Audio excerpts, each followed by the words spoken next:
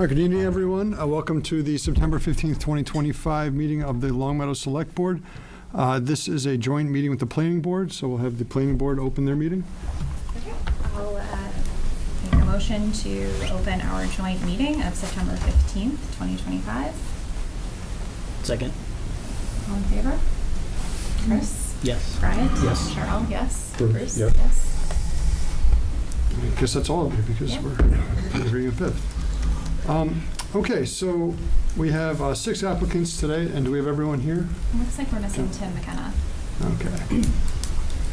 We have nobody online, so Cheryl and I discussed this briefly. I did not discuss with the rest of the board because I am unable to because of open meeting law, but I thought that we should give the floor to the planning board unless anybody objects. It will be their colleague, and if we have any questions, we can certainly ask them, but we have some, I don't know if they made it to the agenda.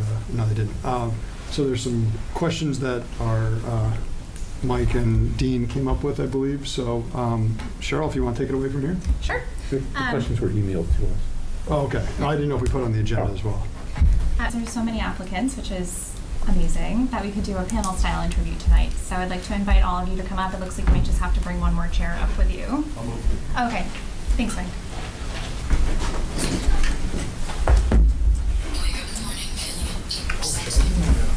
I didn't do the script. Do you want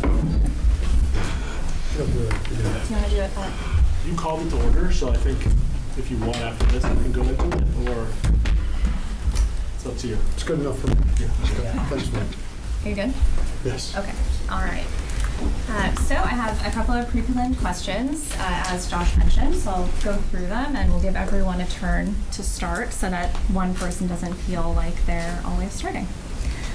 So Nick, why don't I go ahead and start with you?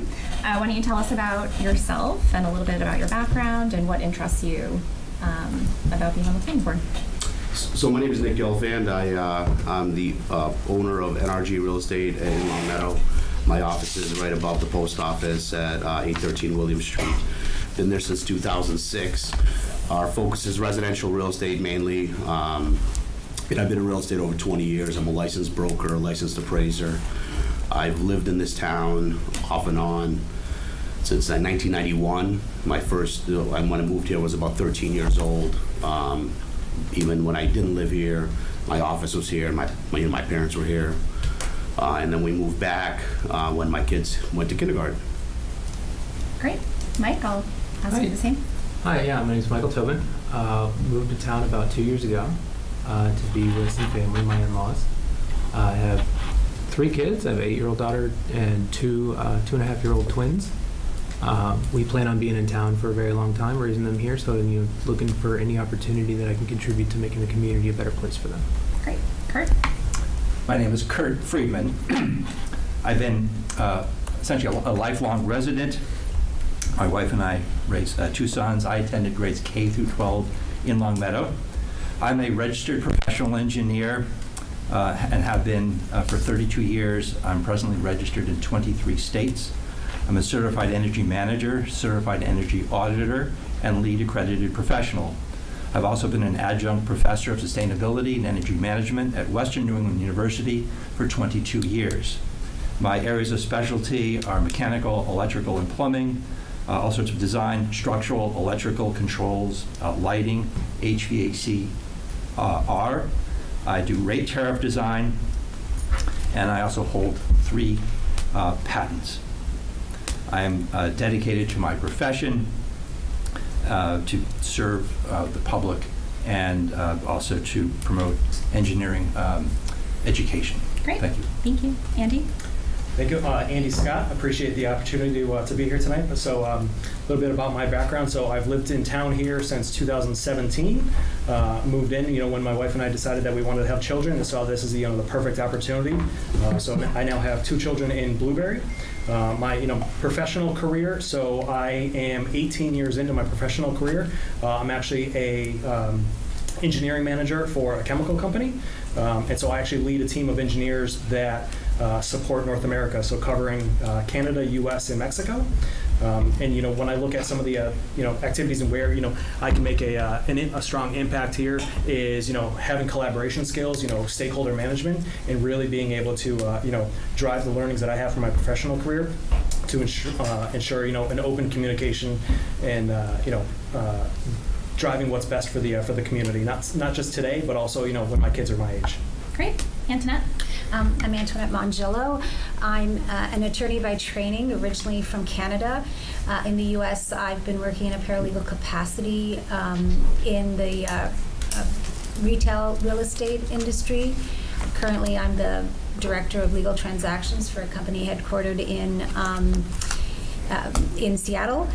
I have my husband and I have 3 adult children. We moved here 5 years ago, love this community, and I see this as a great opportunity for me to give back to this community in a meaningful and useful way. I'm really interested in the work that the planning board does, and it aligns with my background in real estate law and development. Tim, we just got started. If you want to pull up a chair to the end here next to Antoinette, we can get you in the mix. There we go. Thank you so much. Sorry for being late. No worries. So we're doing a panel-style interview tonight, and you're up next to tell us a little bit about yourself. I tried to go on this time. Nice to meet you. So you want to tell us a little bit about yourself and why you're interested in being on the planning board? Sure. I'm Tim McKenna. I moved here 67 years ago when I was 6 months old. I went to Blueberry Hill School, went to Williams Middle School, went to Long Meadow High School. Lived in Boston for 30 years, came back here to raise my child. And my wife and I have been here since 2008. I'm a registered architect. I have worked on planning communities all across the United States. My primary focus, though, is mostly healthcare. But I did multi-million square foot large projects as well as residential projects. I was on the Historic District Commission. I was on the Historical Commission, and I've also been on the Zoning Board of Appeals. Okay. And I just know that, my background, also, going to graduate school in architecture, we had a lot of courses that we had. A large component of the degree was urban planning, which Long Meadow hopefully will never be an urban plan, but I do know a lot about community planning issues. And the other thing too is I was a member of the Beacon Hill Architectural Commission for many years. I was the Boston Society of Architects representative to that. So I have a lot of wide. I have a good depth of knowledge of the community, of the history, and I thought this would be a great way for me to contribute to the community. Okay, thank you. Mike, we'll send this next one your way. The Long Meadow Planning Board operates under Mass General Laws, Chapter 40A and 41, and it's further governed by the town charter and our local zoning bylaws. Do you feel comfortable learning and working within these frameworks? Yeah, I think that's one of the things that, I may not have as much actual work experience with it as some of these other. You guys are very qualified. But no, if you look at my resume, one of the things that I've done a lot is I've made a few different pivots. I'm very quick at picking up new things and learning new things, and constantly trying to learn new things. Great. Kurt? As a forensic investigative engineer, I frequently testify in court. And part of that is to do code review and building assessment. And I've testified on some very substantial cases over the last 32 years. And I have a very extensive library of all sorts of building codes, plumbing codes across the country. And so that's part of what I do. And so it comes with tremendous responsibility, knowing that my words make a big difference.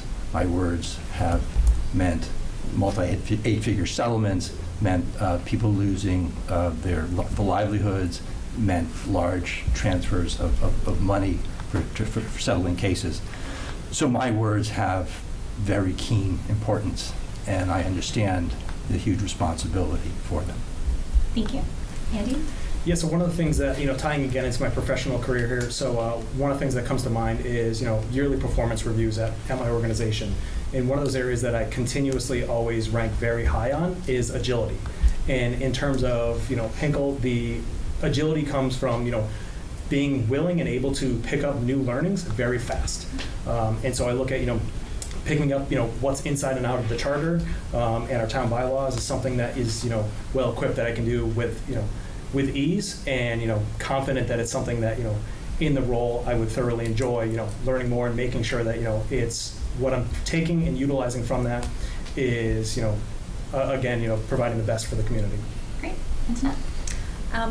I would feel very comfortable with what you've described because I read it every day as part of my job. However, I will say that, every new experience, endeavor, you're learning something new. The zoning laws here are not going to be the same as other districts in the country that I've worked in, and so and every deal, so to speak, is different, and you have to be open to learning. You can't assume that it's all going to be the same. So it's something that for me is just a natural thing that I would do. Of course, it's all about learning. Thank you. Tim? Yeah, well, I spent 2 years, actually maybe even 3, on the Zoning Board of Appeals, so I'm extremely familiar with the zoning regulations, the local peculiarities of Long Meadow, and also, frankly, a lot of the reasoning behind it, because I have been here for off and on, well, since the Eisenhower administration. But I do think that the other thing, too, that I didn't mention was I spent a dozen years working as a healthcare real estate developer for large firms. And one thing that we did was working with groups like Yale New Haven, Mass General, Caritas Christi, areas around here in New England. We spent a lot of time studying demographics and demographic developments in the states and in the communities that we were doing stuff, and working with local officials and really kind of planning for changes in population, learning about changes in the income levels of people, things like that. So I have, frankly, not toot my own horn, but I might as well. My mother would be proud of me if I did. I've got a lot of knowledge about demographics, the impacts on zoning, as well as architecturally. I mean, I've been a registered architect for 38 years. And that's also part of the things that we have to learn an awful lot as part of our certification and also of our continuing education. We have to keep up to date on state building codes as well. So, Thank you. So building, zoning, yeah, I'm very comfortable with it. Nick?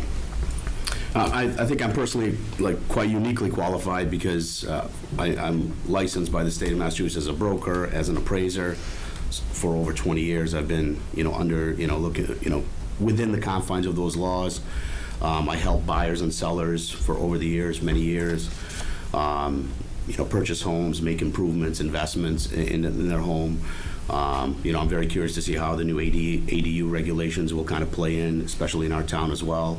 That's one of my interests, kind of in being part of the planning board and being part of in the forefront of what kind of that leads, where that leads us within this town. And I've been in this town for a very long time. I used to work at Blockbuster Video where Max Burger used to be, when I was in high school. So I've seen the history. I remember Bliss Pharmacy, movie shops and all sorts of stuff. So kind of also a little bit, of a tie-in to that past kind of time before we even had Jersey Mike's type places, and they weren't even allowed. Blockbuster was the first, national franchise that ever came to this town. So. All right. Thank you. Kurt, we'll turf this one to you to start. What do you see as the biggest land use challenges in town?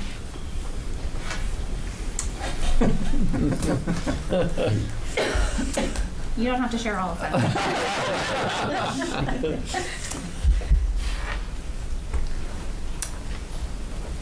I think that having mutual respect for all persons in town, because the town is basically, we're filled up at this time. We're shoulder to shoulder. And we need to uphold our rules and regulations and other laws We can't concede to the will or the wishes of others. We have to protect the individual. It's not a matter of might is right. We have to protect the interests of everyone. And it's always an ongoing battle. I participated in many public hearings over the years and all over the country. And it's very important that we uphold the rights of the individual to maintain the values in our town that we are so proud of. And we can't let money mask our vision or our ethics. And as a professional engineer, I've been on the line. I provided the testimony to uphold the standards wherever they may be. Thank you. Andy? Could you repeat the question, please? Sure. What do you see as some of the biggest land use challenges in town? So biggest land use challenges I see is, one, we're running out of land, or essentially out of land. But then when it comes to land use challenges, is being able to keep up with technology, and as the ever-changing landscape of technology. Today we're talking about fiber, and that's simple. Putting it on poles or running it underground. But what's the next big thing that we're really going to have to think of and really keep up with as we develop our school system, as we develop our technology use, and so how do we make sure that we're maintaining a status of being a desirable community where we have that space to invest in infrastructure and continue to evolve. Thank you. Antoinette? I agree that it's a balance when you're in developing, and I think the most concrete issue right now is the future use and development of the Glenbrook Middle School. I've heard a lot of discussion at the various meetings about the new middle school, about that, what's going to happen there. I think I would assume that would be coming to the board for some consideration. So I see that as the biggest one. Okay. Tim? Yeah, that was the elephant in the room. No, I mean, other things too that I forgot to mention. I was on the one iteration of the Adult Center Building Committee. And one of the things that we found out just as I came on to the committee was that the original plan in Turner Park the architect hadn't performed the due diligence, and it was not a viable site. And so we said, what about this, what about that? So one of the things that we did was, how much do we have open land in town? And everybody said, oh, we got tons and tons, all this parkland. And actually, as a matter of fact, we went through, and as a byproduct of our study, I had a lot of people ticked off of me in my neighborhood over in the Kibbe tract because they thought that I wanted to have the adult center in Bliss Park. And people really were very vicious. They have very, very specific feelings, and they're well deserved about their property, their community. Turned out that frankly, they were talking about conflicts of interest, and my project, my company doesn't do stuff like this. But it was crazy. But the long and short of things was, we did do a pretty comprehensive study of all parkland in Long Meadow. It turns out that Bliss Park had not been legally designated a park. The neighbors were like, well, of course it's a park. And I said, yeah, by use and by customary use, but no, anybody could come in here and the town could. So I felt good about really kind of sparking a lively debate there. And I think we probably have to do a similar thing for Glenbrook. The other thing too that I've really enjoyed doing is over at St. Mary's we have a ministry called Food for the Soul. And so I deliver food. Gee, I'm sounding like a Cub Scout, all right, Boy Scout here. No, that's what we do on Saturday mornings. My daughter and I go deliver food. I've seen, again, been here for 67 years. I've seen streets, unpaved streets that I had no idea we had in Long Meadow. I've seen, frankly, houses with kind of the concerns that Kurt had about, we have almost 10% of the population living at or below the poverty line here in Long Meadow. I don't think anybody knows that. And frankly, I'm sorry, Kurt, I couldn't be there the other night, but that was one thing that I was going to bring up was, there are a lot of issues that people just gloss over that are very important for us as a community, for us as a town. And we really have to, be considerate of other people, other things. And people just say, hey, just because they've lived here for 60 years doesn't mean that, we're going to put something next to them that's incompatible with their way of life for the last 60 years. So I really hope I'm successful here tonight. Again, sorry, but I really, really want this position because this is a really, really unique and important time in our town's history. Thanks, Tim. Sure. Nick? Biggest land use challenge? Yeah, it's hard to follow. What was the question again? Okay, what do you see as some of the town's biggest land use challenges? So I mean, definitely the what's going to happen in Glenbrook, the community house, the town hall. I think those vacant buildings to me are probably something that is going to need to be discussed over the next few years. Yeah. I mean, I see the older housing stock in comparative to other towns. I've seen a lot of my classmates from Long Meadow choose to live elsewhere because they can get nicer houses. So for somebody like myself, I wouldn't live anywhere else personally. But we're a small town, was in like 9 square miles or something like that. I probably know every street in this town. I've probably driven down every street. I've sold houses on many. So I think just the lack of potential development over time and what to do with what we currently have, I think is probably going to be our biggest issue. Great. Mike? I've kind of gone back and forth on a couple. I think perhaps the more inflammatory one is that the people. A lot of people are entrenched in keeping things the same. Just as was mentioned, infrastructure is aging. We're not, we need to keep up with modern innovations. And there are a good number of people in town who don't want things to change. And I understand that. Perhaps they grew up here or they've just lived here a long time.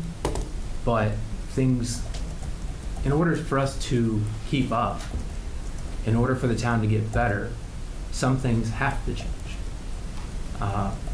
And I don't think that's necessarily, like Kurt was saying, what did you say, the might makes right? I don't think it's necessarily that. I think it's more the will of the people. But yeah, I think that's, as from what I've seen, that seems to be the biggest obstacle. Okay, thank you. So for this next question, a simple yes or no will suffice, and I'll turn it to you, Andy. Serving on the planning board requires preparation, reading materials, and attending regular meetings. Do you feel like you have the time and commitment to do that? Yes. Antoinette? Yes. Tim? Yep. Nick? Yes. Andy? Oh, sorry, Mike? Yes. And Kurt? Yes. Okay. And the next one, Antoinette, you can start this one. Are you familiar with the state's conflict of interest and ethics laws? And if so, do you foresee any conflicts between your professional role and that of being a planning board member? No conflicts. Okay. Tim? Nick?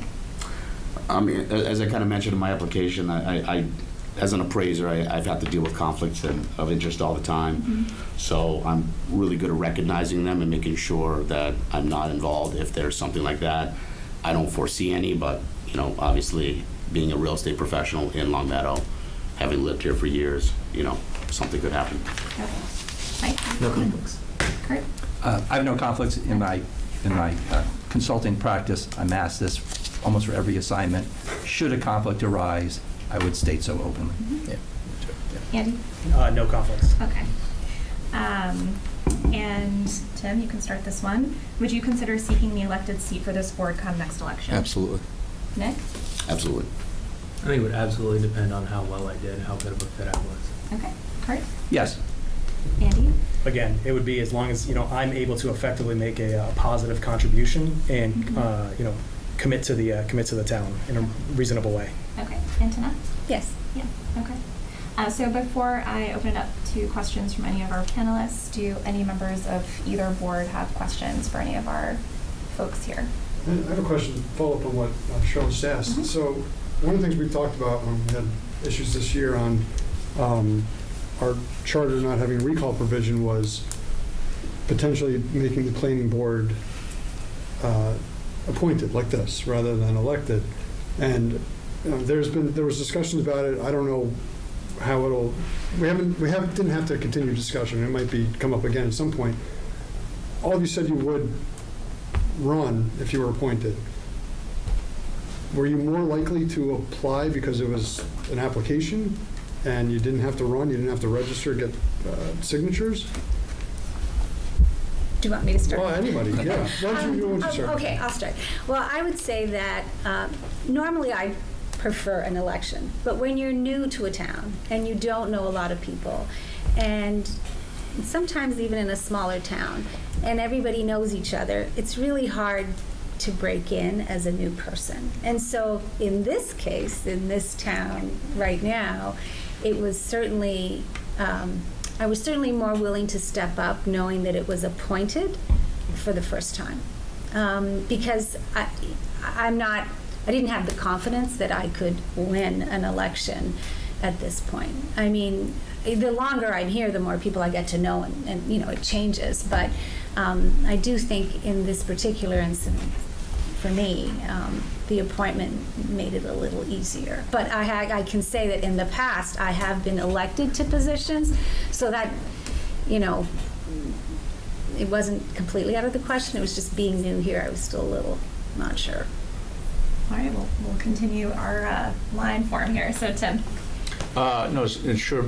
I mean, just the one-year appointment made it a lot easier. I mean, I have a lot of things going on. We just moved. My in-laws have moved in with us and all kinds of stuff. We've got a daughter who's in high school. So this made it a lower threshold, a lower barrier of entry. Yeah. Nick?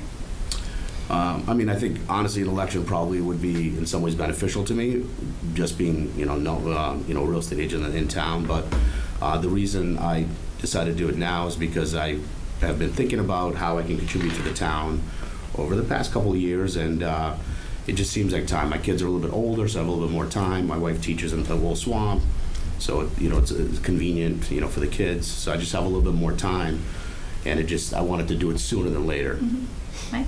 Yeah, I think I kind of echo some sentiments that were in an election, I still would have ran. But being an appointment and being shorter term does make it a lot lower barrier to entry, a lot easier to step up for it. Kurt? I applied because I wanted to help the town through my professional skills and loyalty to the town. I know a guy who ran for Water Commission a number of years ago, ended up losing by 1 vote. Ooh. I know the guy really well. And so running for an elected post is something I would not hesitate. Andy? Yeah, I would say in either situation, even before knowing that it was going to be an appointment to the end of the term, it was something that I looked at that, I was all in either way. I had already, as the vacancy was becoming apparent, it was something I had already been looking into. Okay, speaking to my neighbors, speaking to people that I know in town, everything like that. Really looking at what would it take for me to get there? So, starting to already get that backing and support within the community, and when I got that confidence from others that okay, yes, like others see me as being a fit for this, I knew that either way I was going in. When we look at the appointment, who really likes to be interviewed? You're always nervous for an interview. It doesn't matter what the role is, and so I think it's either one. But I was all in, Mm-hmm. and then when I look at it is I already had a sense of involvement in the community and being a supporting a community in a previous role. So when I lived in the town of Southwick, I was actually a volunteer firefighter for 5 years. So in that role and that responsibility, already seeing what goes into, the civic engagement and, being involved in the community, either way, I knew I was all in. Okay. Thank you all for that extra question. Any other questions from any of the board members? So I think, thank you all for coming. If whoever is on the board, I think there's a very good chance it may continue for a long period of time. And one of the major decisions that's going to come up, in which, frankly, the planning board is probably more important than the select board, is what we do with the Glenbrook site. If we are successful, if the town chooses to build a new middle school. So I want to give everyone an opportunity to basically, and it's okay if you haven't thought about it or want to pass, but I think it'd be very interesting to hear what your thoughts are, if you have any opinions on what you'd like to see there. Nick, we'll start with you. Wow, really? I might give multiple choice if it helps. I definitely thought about it. I went to the school, so it looks the same from when I went there. I do, the fact that it's obviously a residential zone, it's in the middle of a residential neighborhood, obviously to me poses some challenges. I would love to see something that, would bring some money to the town, something that, is not in the nonprofit world of some sort, that there is taxes being paid to the town, whether it's some level of senior housing or something, but where taxes are paid. I mean, I look at it, a great example is the Converse School, the way, that was an old elementary school, and it's like 50, and, they're very desirable. People don't really move out from there. They pay taxes. But you look at Willie Ross School, that was the Norway Street School. My guess is they don't pay taxes because I'm sure they're nonprofit. Obviously Greenwood does not pay taxes, I'm sure, because it's a town building.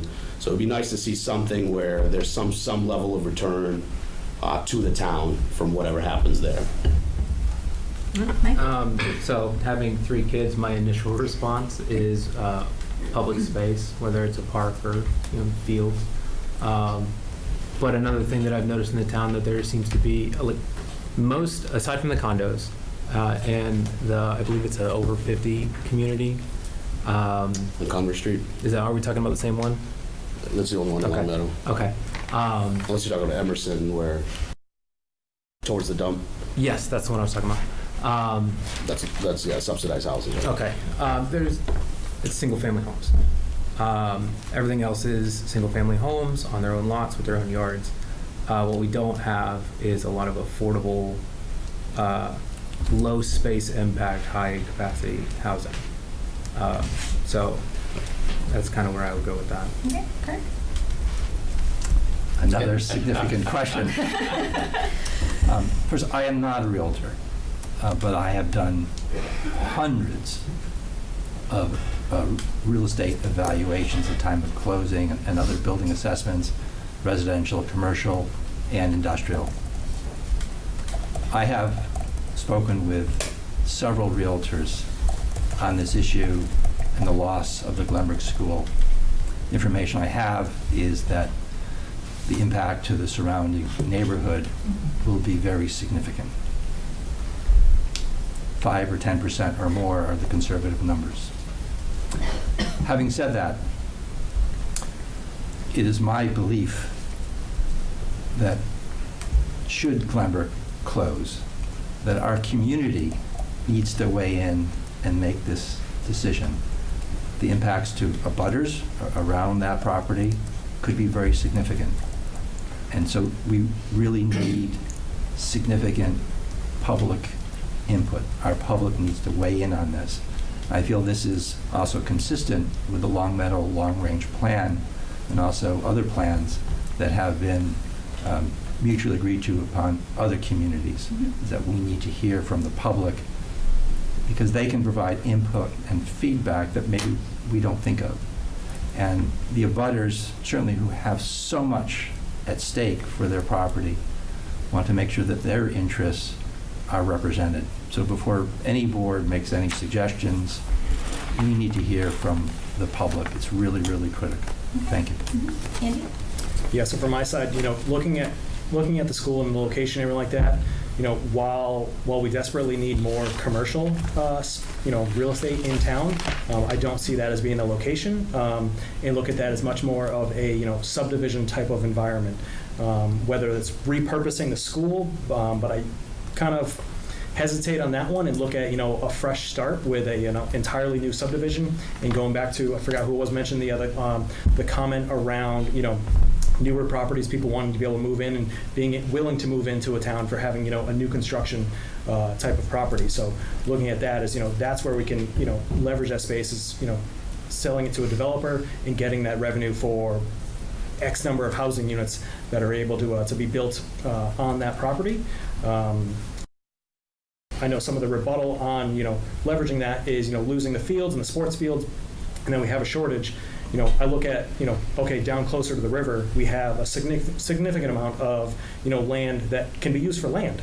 And, having sports and activities on that type of space. If it floods, but it's, still repurposing and, maintaining a certain level of fields and athletic space. Okay, Antoinette?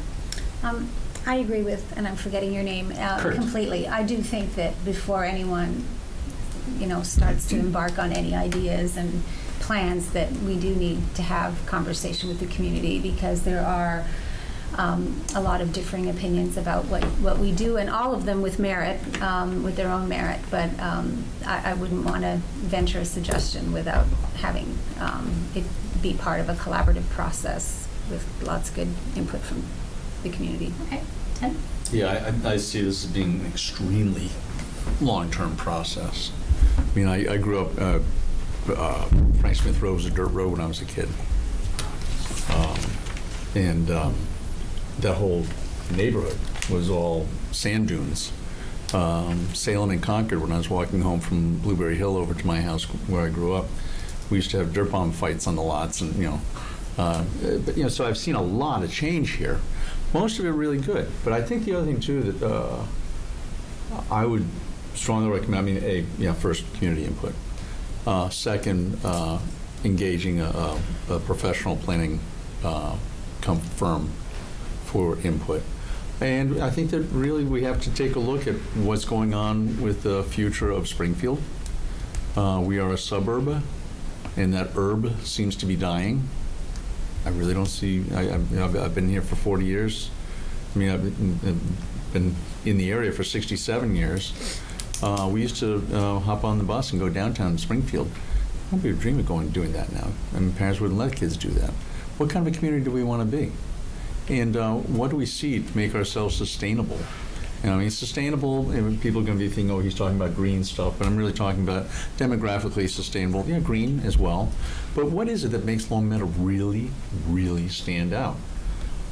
Everybody, I will never forget when I was sitting at the, it was standing room only, the first big public hearing on the new high school. And there were a lot of people who were very upset and they said, hey, you've got to understand there are older people here who can't afford stuff. And a guy next to me turned and said, these people don't get it. We don't have an industrial base. We don't have a commercial base. Our schools are a commercial base. And when I was a kid, the schools were very important, but it was our housing stock. And I know that there's a lot of talk about having the east-west train. And whenever I talk to public officials about that, friends of the family, things like that, I'm like, well, people from Boston, they're getting priced out of where they are. The housing stock out here is great. It's like, people don't move to communities for housing stock. They move for opportunities. They move for a better life. And so a suburb is, it's a relatively recent construct. The suburbs really have only been around for a little over 100 years. Where's Long Meadow going to go for the next 100 years? I've got a 13-year-old daughter at Williams now, and she loves it here. I want to make this place, but I think that this is going to be a huge catalyst for future planning for Long Meadow. Growth? I don't know. But could it be, exactly what you're talking about, improving the housing stock around here? Maybe. Could it be something where we could really be a beacon? I'm sorry if I sound corny about it, but really be a beacon for other communities to see how the planning board and how the community got together and created a town really for the 21st and the 22nd century. 100 years ago, my father moved here, and it was the Roaring 20s, flappers and things like that. Dad got to see, he just died 5 years ago. He got to see Long Meadow really change a lot. I hope that we're all going to be able to see a lot of change here too, and we'll be really, really proud of it. Okay. Thank you. Shelley, did I see that you had a question? Yeah, I do, thank you. I think we've all known that we have recently had a long-time planning member board whose approach to this role raised some concerns around equity and inclusion, and particularly with the way they carried out this role that we're talking about tonight. I think with all of our questions here, you can tell we are being intentional and deliberate about making sure we're not repeating some of those same challenges. So having said that, what approaches or tools do you look at when trying to ensure that the planning process is able to engage our residents more and also take a different, or what approach would you have to making sure it's more accessible to residents? Kurt, I think we'll start with you on this one. Well, I have past experience approaching this board on a particular issue of solar panels. I think if we, basically, I would give our community kind of a kit, a training kit, how to approach planning board. Now, as an engineer, I know those details. I've approached many boards over the years, but other people who are new to this process, maybe they're not. So I think some education, and as an adjunct professor, I like educating people on a whole host of topics. So I think educating people on kind of the rules of the road and how to approach it so that they can get their applications at least administratively correct, I think would be very helpful. I think that would be a good service to the community because we want to engage people. We don't want people to feel frustrated and have to come back a second time. So I think that this would be helpful in terms of basically training our public on how to approach the planning board in administratively correct ways. Okay. Mike? Andy. Oh, Andy, sorry. Yeah, so I think from my side, the first thing that comes to mind is bringing more transparency to it. And so, beyond the transparency of, a Zoom and people can join or something like that, or even, like myself, I go in and read all the meeting minutes of, the select board and planning meetings over the years, but we're in a digital age. Bringing a lot more transparency to that.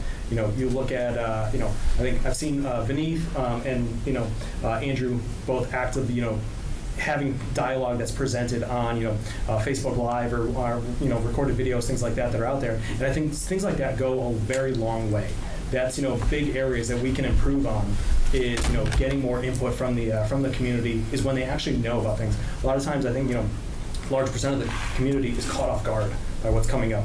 They've heard something about it, but then it goes away for X amount of time because it's in a place that they don't actually know where to go. And so again, just bringing that transparency and visibility into it. Antoinette?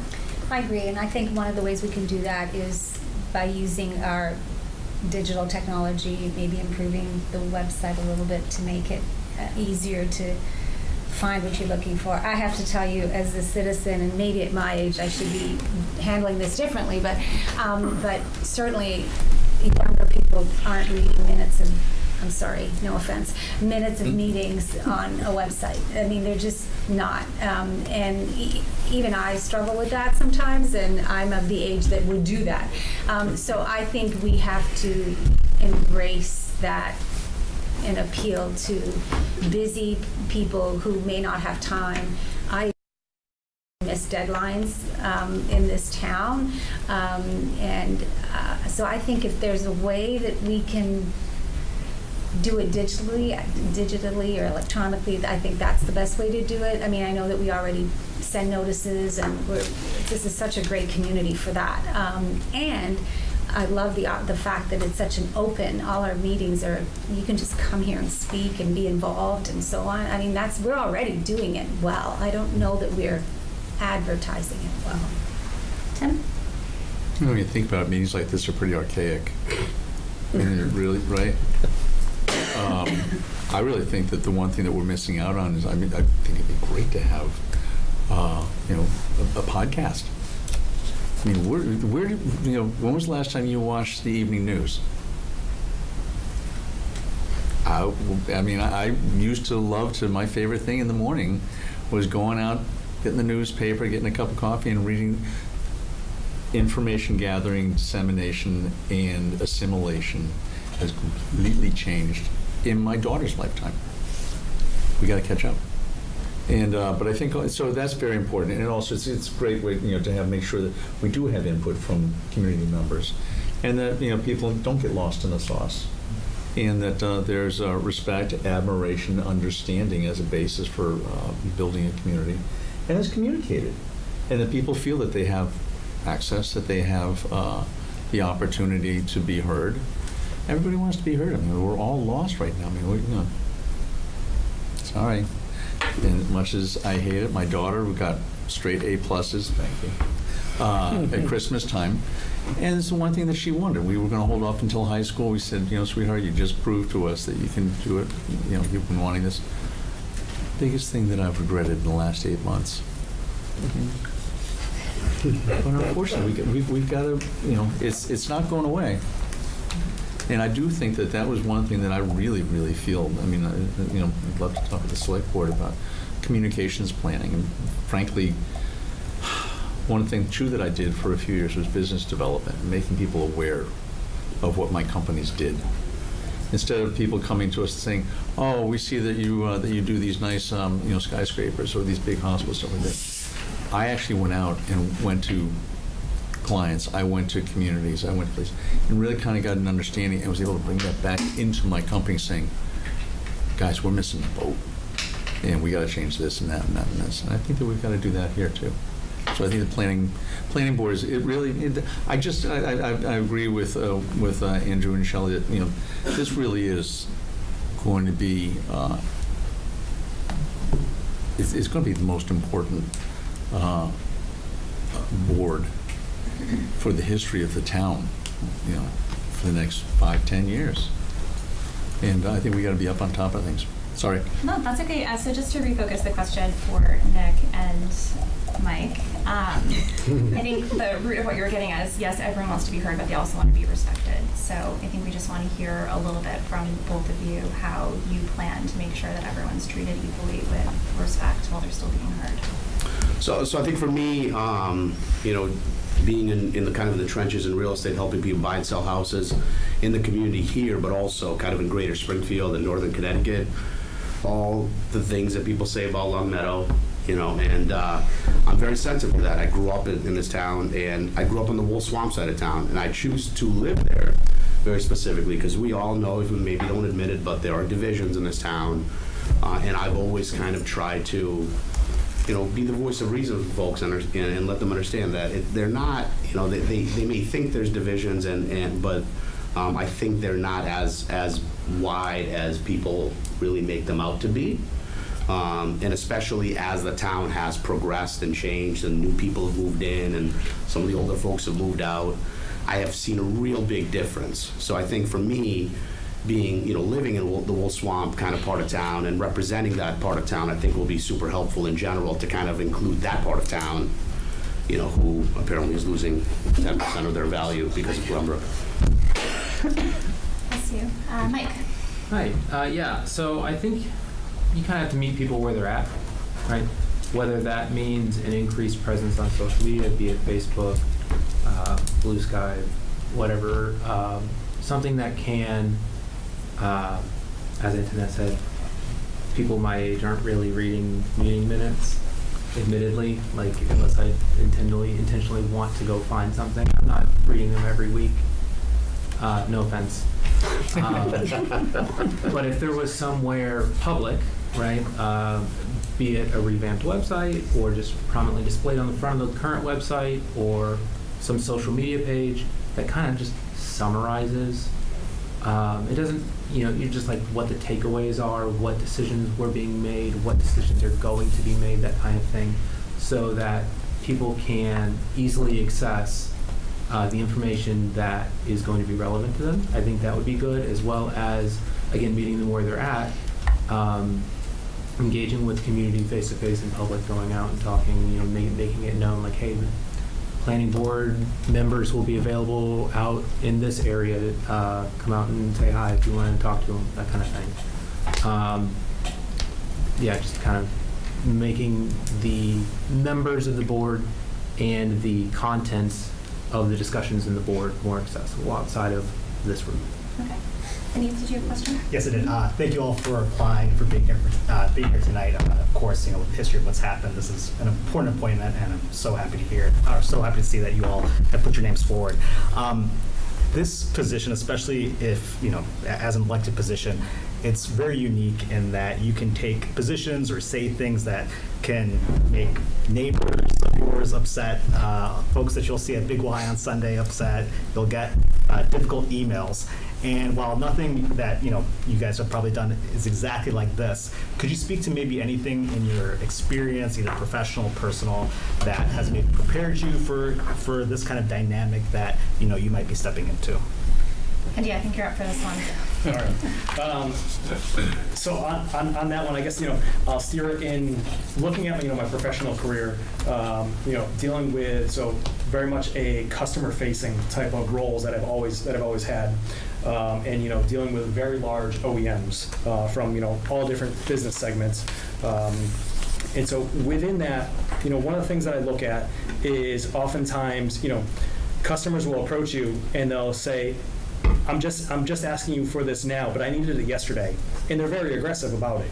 And so it's all in how we handle that. You're not going to please everyone, but with as long as you're covering the masses, there's always going to be outliers that are not thrilled about what your answers are.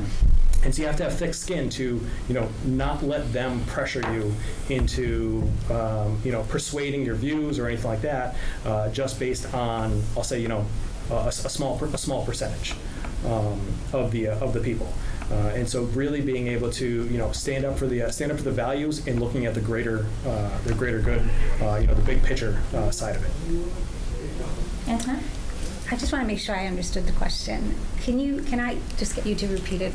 Yeah, and I guess I'll. And what the concern is, I think, is it really discretion? Is it being discreet, or is it? I'm wondering how you might handle conflict. Yeah, just conflict. I mean, like In a you're having to diplomatic way. Yeah, and I guess that can be amongst your other planning board members and also just residents that might disagree with some positions that you've taken. How will you kind of like handle that with dealing with them, the public, your fellow planning board members, and also just I guess yourself. Right, I understand. So I in one of my previous positions, I worked in a position that was very public, and I represented a large group of people, not just sort of my constituents, but a much broader group of people with different opinions. And what was really important was to be not neutral, but to remember that that's who you represented was everyone, and that in all the public conversations that you had, that you kept that neutrality when you were dealing with issues or people or whatever, listening and not letting your own personal opinions sort of prevail over what you needed to do. And because it was so public, it was especially important to make sure that you were maintaining that sort of neutral sort of outward face, and that you were listening to everybody and treating them as equally as you could, and considering all of those views and what you were doing. Thank you. Tim? Well, I got to conceal carry permits. No, I'm kidding. No, I've been here for a long time. I mean, tons of people know me. I know tons of people. I did have, really, when we were doing the adult center thing, it was pretty unpleasant for a while. Mary Ellen said, my wife said, never, ever again. And I said, well, that was something where, again, it was because of communications. And I really think that most people that move here are really diligent, and they are bright, and as long as we keep people informed and let people know, it's a deliberative board. It's not something I really don't have any personal axes to grind. I think people most of the time will respect things like that. People coming up to me and saying, "Oh, you're wrong." The other thing too is, again, it's going to sound a little flippant. My brother has a great saying. That's why they make chocolate and vanilla ice cream. But it's also what makes things really fascinating. Is the difference of opinion, and really making sure that everybody is growing. And again, getting back to respect for other people's opinions.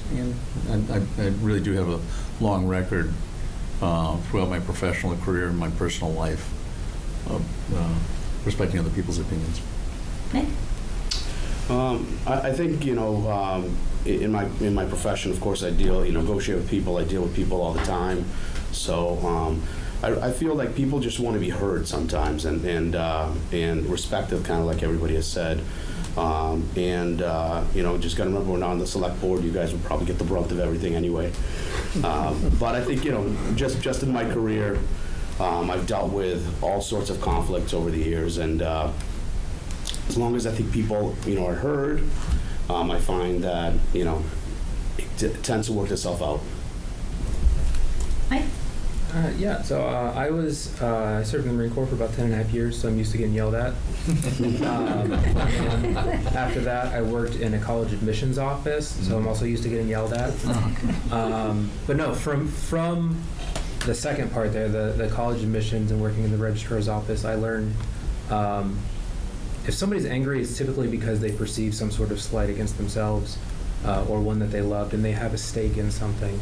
And like Nick was saying, people just want to be heard. And I find that there's a certain skill set that anybody in some sort of customer-facing, customer service type position has gained over the years, being able to diffuse situations and talk to people and get to the heart of what the problem is to find that resolution. So definitely comfortable, getting yelled at, and kind of, calming people down and trying to figure out what the issue is. Thank you. Kurt? I think in my earlier years as a young man, I had keen positions of responsibility, including being a lifeguard, water safety instructor, and an ambulance technician.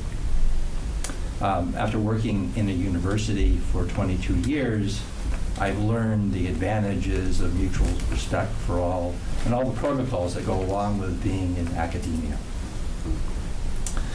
As a professional engineer and a member of both the American Society of Civil Engineers as well as the National Society of Professional Engineers, the engineering ethics are paramount.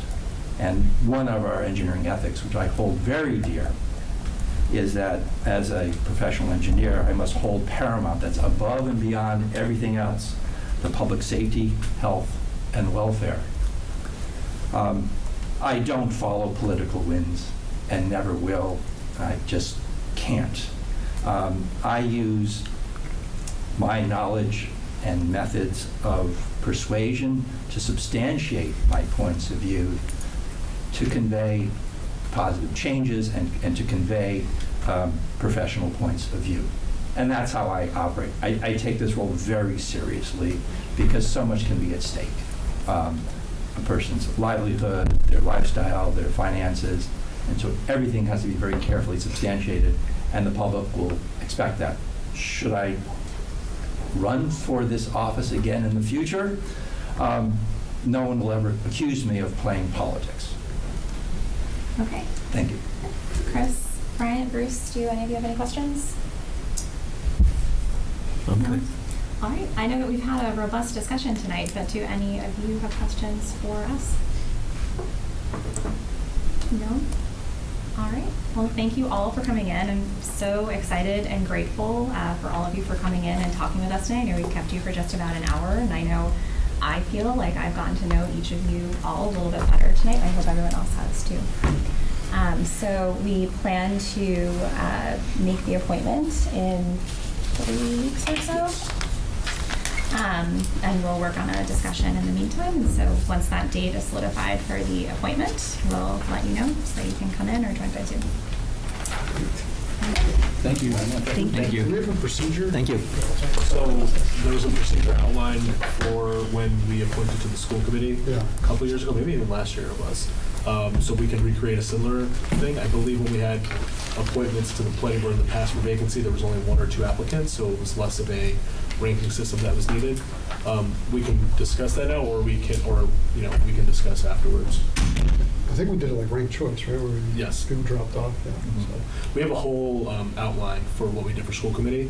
We can recreate it for the planning I board. thought it worked well, so Yeah. that would be. Yeah, I agree.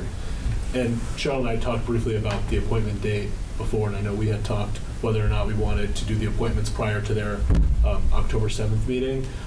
Getting everyone together again before either the October 6th select board meeting or the October 7th planning board meeting might be a little tough, so if you want, we can send out some dates or options after this meeting Yeah, 'cause that tonight. can all be done remotely, so.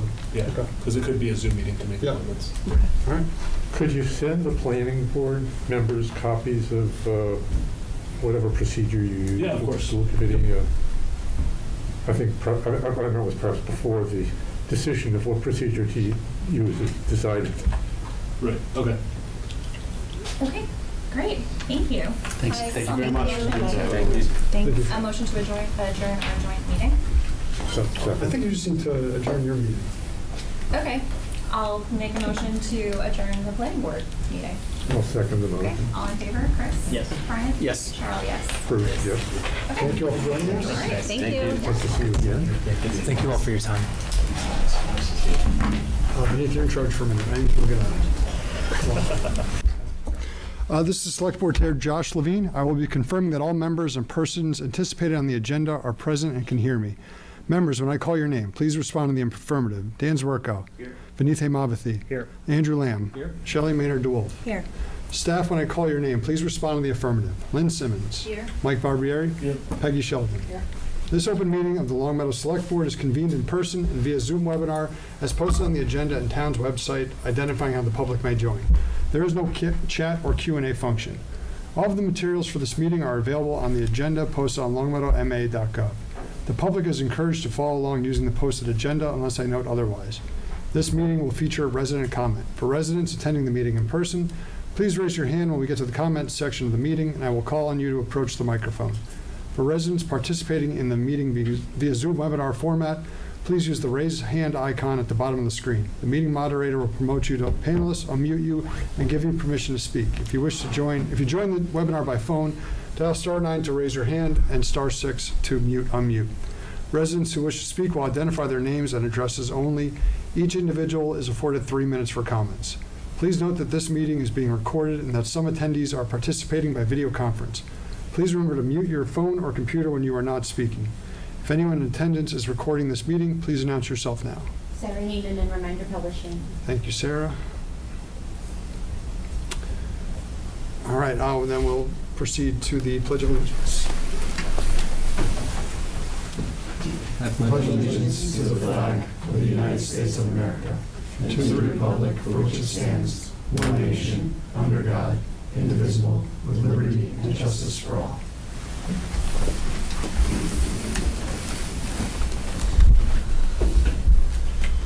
Also, I lost my agenda as well. Oh, there we go. I got it.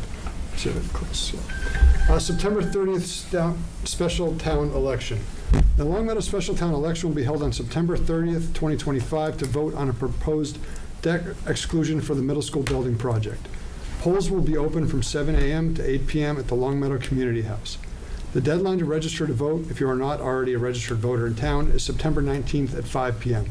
For additional information, please visit the middle school building project page on longmeadow.k12.ma.us, and anyone watching can click on the agenda and the announcements to follow a link for that, and any other links that I mentioned.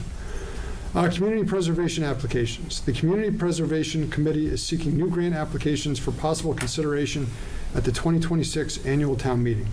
Applications should be received no later than November 13th, 2025. The committee has also voted to change their procedures to now accept applications twice per year and to accept progress report submissions on a semi-annual basis instead of quarterly. For additional information, please visit the Community Preservation Committee page on www.longmeadowma.gov. Long Meadow Cultural Council grant application. The Long Meadow Cultural Council, LCC, seeks grant applications. The deadline to submit applications is October 16th, 2025. Mass Cultural Council funds and manages a network of 329 local cultural councils across the state, representing every city and town in the Commonwealth. Each council awards money based on individual community cultural needs assessed and set by LCC members. More information about the application process can be found at longmeadowma.gov/civic alerts. Town of Longmeadow municipal offices. Town offices will be closed on Monday, September 17th, 2025 for professional development training. And next up, we have resident comments.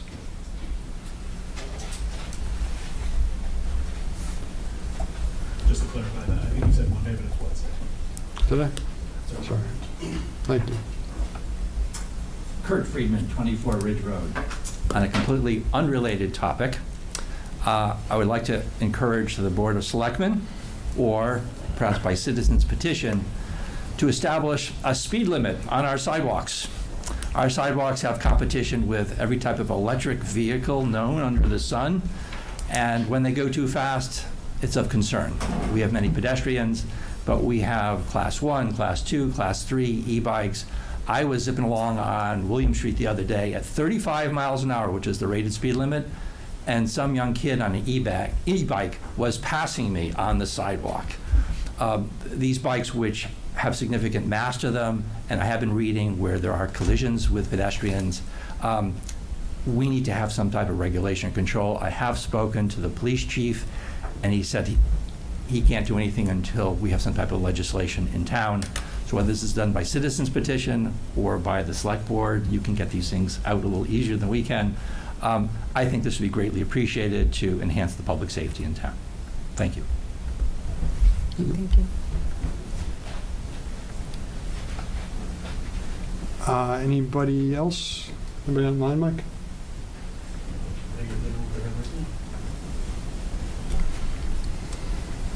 All right, we have a public hearing at 7:30, so we should be able to continue on. First, select board comments, of course. I will start off by thanking everyone who worked to make the town meeting last week a success. I know that there was hiccups here and there, and everything got handled very quickly and easily. And I was just walking up here tonight, actually, and the line was down, I think, to the sports fields to get in. So how quickly everything got handled and the issues came up, really impressed. And I spoke at the Senior Center volunteer luncheon last week, and what I said there is that our town is run, an incredible amount of our town is run by volunteers. And you don't often see it, but you really saw it at the meeting, because there were so many people in those yellow vests, and it was really fantastic. So thank you to Lynn and Mike and everyone on down, Becky, and all the assistant town moderators. It was a fantastic event, and it could have gone poorly, and it didn't. It went really well. So thank you to everyone for that. And to Mr. Friedman just spoke about e-bikes on the sidewalk. Before the meeting, I was talking to people, and I said, we're taking that on next. And so I've talked to Lynn about it, I've talked to Chief Stocks, because I've been to a couple soccer games. If I'm walking over by the shops, there are kids riding around in the dark, and but it's going to be a challenge. As Lynn pointed out, enforcement will be a challenge no matter what we do. So that's something that I think our board should continue to talk about before somebody gets hurt. And I think that's all I have for now. So anybody else? Andrew? Thanks, Josh. I think we should acknowledge that what happened at the high school today, that there was a lockdown. Unfortunately, the student apparently had a pocket knife, and I talked to my son after school, and it wasn't, it was, I think, the first real lockdown that our kids have experienced. He was with his class, basically hiding under tables in the library, and this is unfortunately, obviously, just the world we live in. I wanted to thank Principal Tom Landers for his very prompt and clear communication today to the entire community. That I think was very helpful to put people's minds at ease so they knew exactly what was happening. So thank you to the LHS staff for handling a tough situation the best way they could. Yeah, just to piggyback on that, I was going to say that I also just huge thank you to school staff and local first responders. I think you're right, that was the first time our kids had a real lockdown, and the way they handled it with such speed and followed the training. I know for many parents, it made them feel safe that their kids were protected by their teachers. So thank you to everyone's quick response and professional response. Anybody else? Beneath? And just to add, I also want to thank the student that reported that you can never be too safe with everything that's going on, and for someone in high school to take that kind of responsibility and step forward and make sure that their fellow students and everyone else was safe was really a great thing to see, that our students are being taught well here, and they're taking the right steps when they need to. Okay, anybody else? All right, great. Josh, I think we might have skipped over the appointment I item on did. the agenda. I did. Thank you. We have some appointments from our previous interviews. Andrew, if you'd like to do the honors. Sure, I move that we appoint Carol Martucci as a reappointment to the Audit Committee for a 3-year term expiring June 30th, 2028. Second.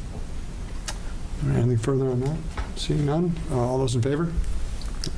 Thank you. I move we appoint Gregory Valania as a reappointment to the Board of Health for a 3-year term expiring June 30th, 2028. Second. All right, anything further? Seeing none? All those in favor? I move we appoint Colin McCarthy to the Cultural Council for a 3-year term expiring June 30th, 2028. Second. Anything further? Seeing none? I move we appoint Richard McCullough to the Conservation Commission for a 3-year term expiring June 30th, 2028. Second. Anything further? Seeing none? All those in favor? I move we appoint Catherine Kukab to the Tree Committee for a 3-year term expiring June 30th, 2028. Second. Anything further? Seeing none, all those in favor? Great. Thank you for catching that, Andrew. So we are done with select board comments. We have about 15 minutes until we can open our public hearing. So we are under our new format. So we're actually moving first up to the Chatham Road block party application. And do we have anybody who wants to speak on this? No? Okay. Mike, is everything in order here? Yes, it seems so, and I believe, I don't know if the copy with Chief's signature made it to the agenda. It's on there. Yeah. Yep. Okay. So I will move to approve the Chatham Road block party application for September 20th, 2025. Second. Anything further on this? No? All those in favor? Okay, and next up, we have the 5K, Center School 5K for the Long Meadow Street in front of Center between Williams and Longfellow. I'll move that we approve the Center School annual 5K street closure application for October 25th, 2025. Second. Anything further? All those in favor? Okay, next up, we have a new one for us, at least, a one-day liquor license and entertainment license for Fletcher's. Bill, if you want to come up.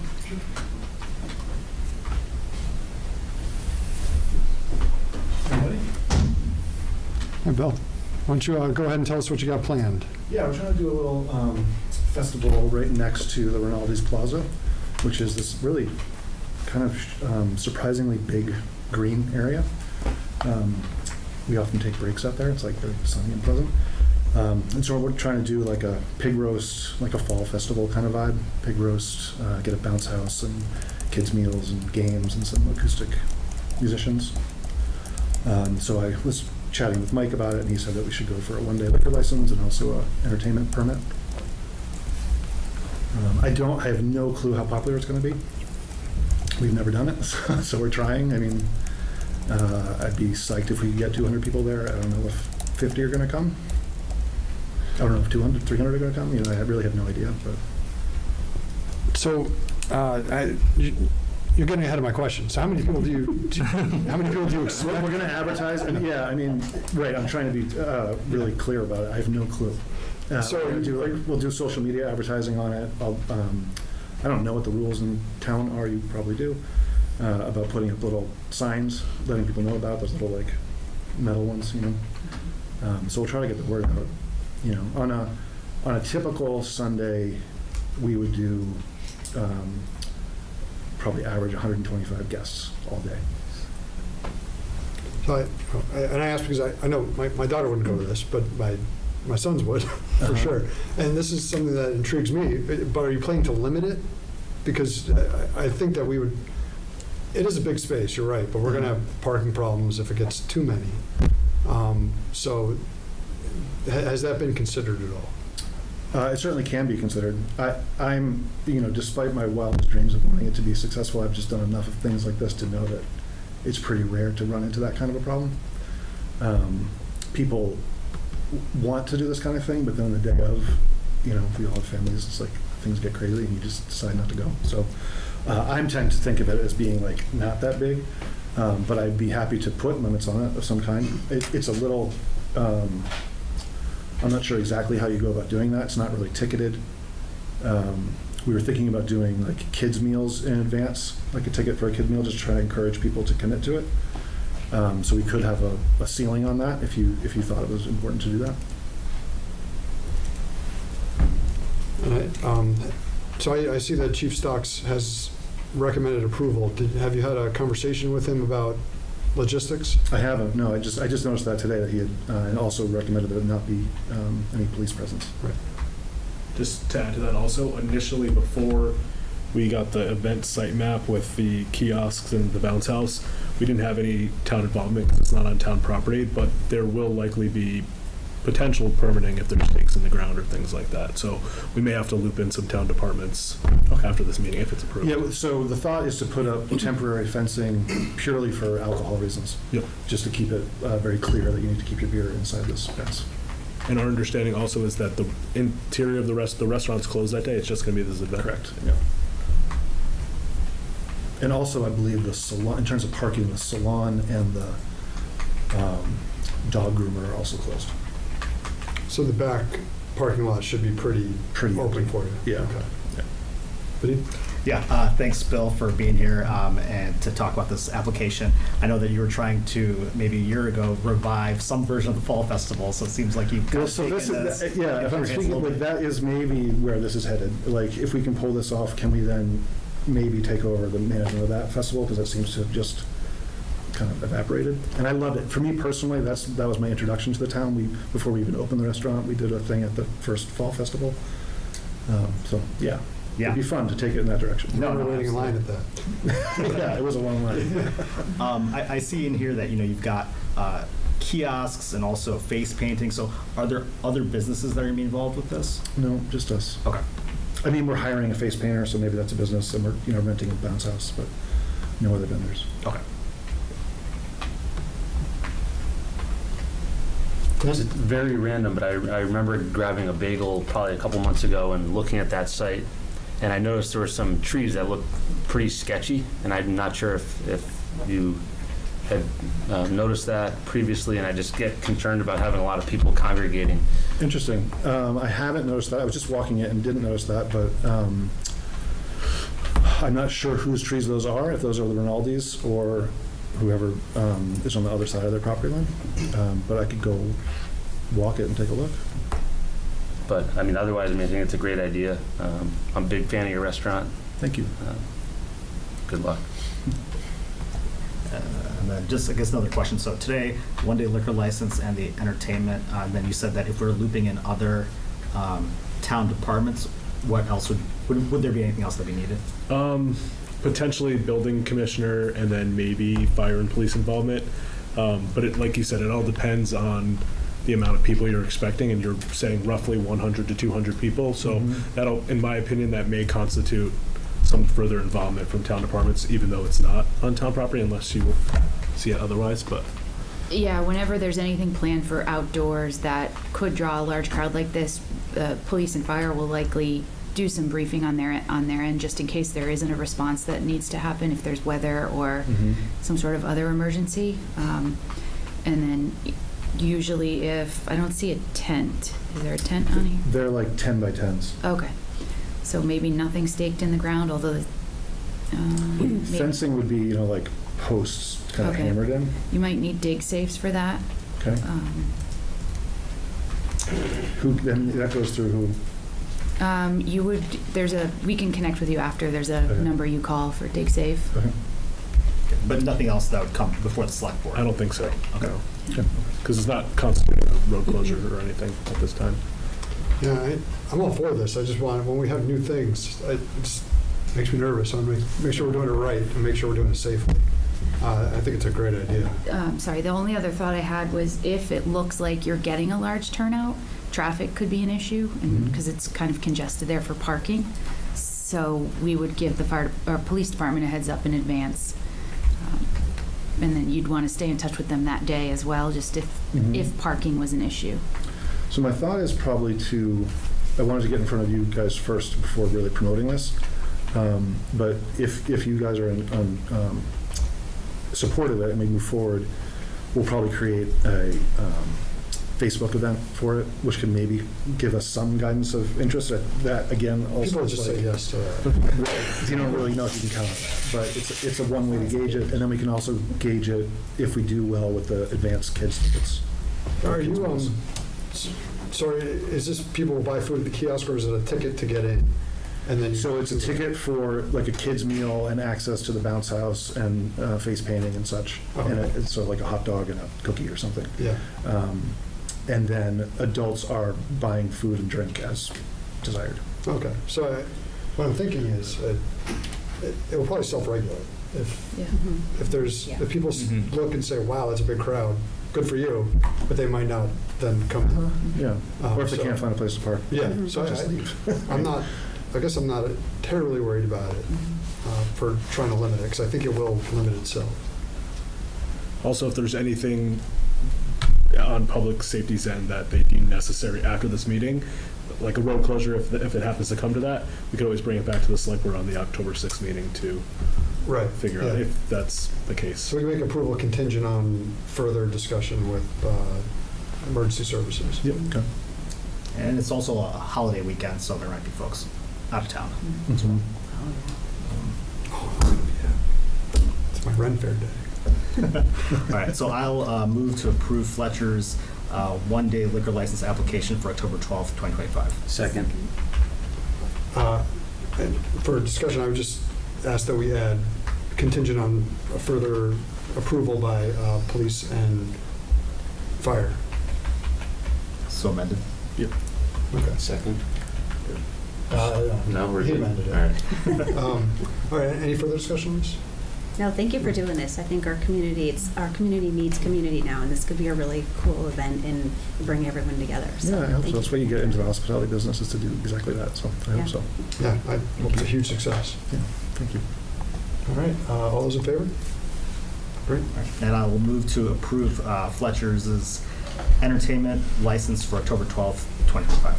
Second. Anything further? All those in favor? All right. Great. Yeah. Thank you very much. Thank you. Good luck. Bill, we'll follow up with you tomorrow. Okay, that's great. Thanks, Mike.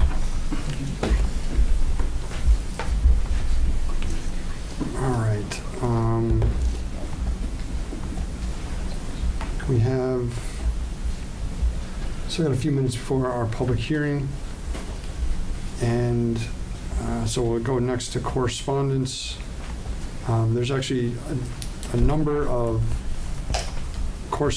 letters on the 7:30 public hearing, so we can summarize those when we get into the public hearing.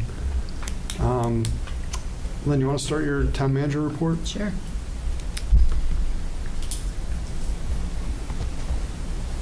Okay, so echoing off of the select board comments, a huge thank you to the volunteers, school and town IT staff, town staff, DPW, school custodians, police and fire for going above and beyond to pull off a very complicated and large turnout special town meeting.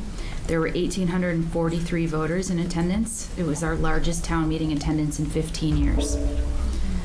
Also at the town meeting, we had a new initiative, which was the Little Voters Lounge. The program offered activities for kids aged 5 to 12 years old while parents and caregivers voted at the town meeting. It was put on by the Parks and Rec Department with assistance from the Key Club volunteers. They had 63 participants, and we plan to offer this opportunity again at the special town meeting in November. Information on registering for that will be available in October. The DPW received a Division of Ecological Restoration grant in the amount of $88,000. This is going to conduct preliminary design work toward the replacement of a culvert at the West Road Trail in Fanny Stebbins Wildlife Refuge over Long Meadow Brook, which is a cold water fisheries resource. The town will host 1 or 2 trainings led by DER to teach local roadway managers about culvert replacement, and this includes lessons learned from other projects. This is the DPW's second time receiving this grant. An update on the MassWorks grant. I provided an overview at our last meeting, but I'm here tonight to announce that the public presentation on the design options is scheduled for the next select board meeting, which is October 6th. The town's design engineer, Fussin O'Neill, will be present with the various design options, and this is going to allow an opportunity to hear about the options and then provide feedback. As a reminder, we're just shy of the 25% design, and after soliciting the public input on the draft designs, they will narrow it down to one preferred option with the select board's input, and then Fussin O'Neill will finish designs and get ready to submit another grant for MassWorks' actual construction of the design that was selected. And as was mentioned during announcements, Professional Development Day for town staff is Wednesday, September 17th. We have a full day of training. Some of the buildings will remain open, which includes the Adult Center for their daily meal service. The Recycling Center will also be open, and the library will open later that day. Training is going to include a session on civility in the workplace, cultivating courtesy, reduce rudeness, and create a healthy work environment. And we'll also have a presentation from our town labor council on sexual harassment and discrimination. It's been quite a while since we've had one of those, so this will put us back into compliance with training related to that. And the Energy and Sustainability Committee is hosting a public forum on the specialized opt-in building code. This is a forum for residents to learn about it. The specialized opt-in building code, building standards that help make new building construction more energy efficient and environmentally sustainable. This will take place on September 25th at 7 p.m. at the Greenwood Municipal Offices. And as a reminder to the board, this was a directive of the select board. If they wanted to pursue the bylaw, you had asked the Energy and Sustainability Committee to do some public education and outreach. So hopefully this is well attended and we can get some input to decide whether or not that bylaw is something that should move forward. And that's all I have tonight. Happy to answer any questions. Well, thank you, Lynn. Thank you for bringing up in your report the Little Voters Lounge. That was a big success. It was very nice of the Key Club to do. I'm glad to hear we're going to continue on with that. Anything else from the board for Lynn? Okay, 7:30, so we can now entertain a motion to enter into a public hearing for the Section 12 all-alcohol liquor license for continuing care retirement community for Glen Meadow, Inc. So moved. You want a second? Oh, second, sorry. I'm used to hearing Dan say second, so I thought it was second. Any further? Well, guys. Why don't we, all those in favor? Okay. All right, so under our new procedures, and which is pretty much the same as our old procedures, but we will hear from the proponents of the application. Good evening. Can everyone hear me? Yes. Thank you. Awesome. My name is Tyler Hensler. I'm an attorney in Boston for the firm of Upton, Cannell, and Devlin. Joining me is also attorney Andrew Upton. I saw him in the attendees, as well as the manager of record, Nicholas Testa, and Kathy Martin and David Leslie, as members of the Glen Meadow team, I believe are there in person. We're here tonight as the Glen Meadow retirement community is applying for a new Section 12 all alcoholic beverages liquor license to be located at the existing retirement community located at 24 Tabor Crossing there in Long Meadow, Massachusetts.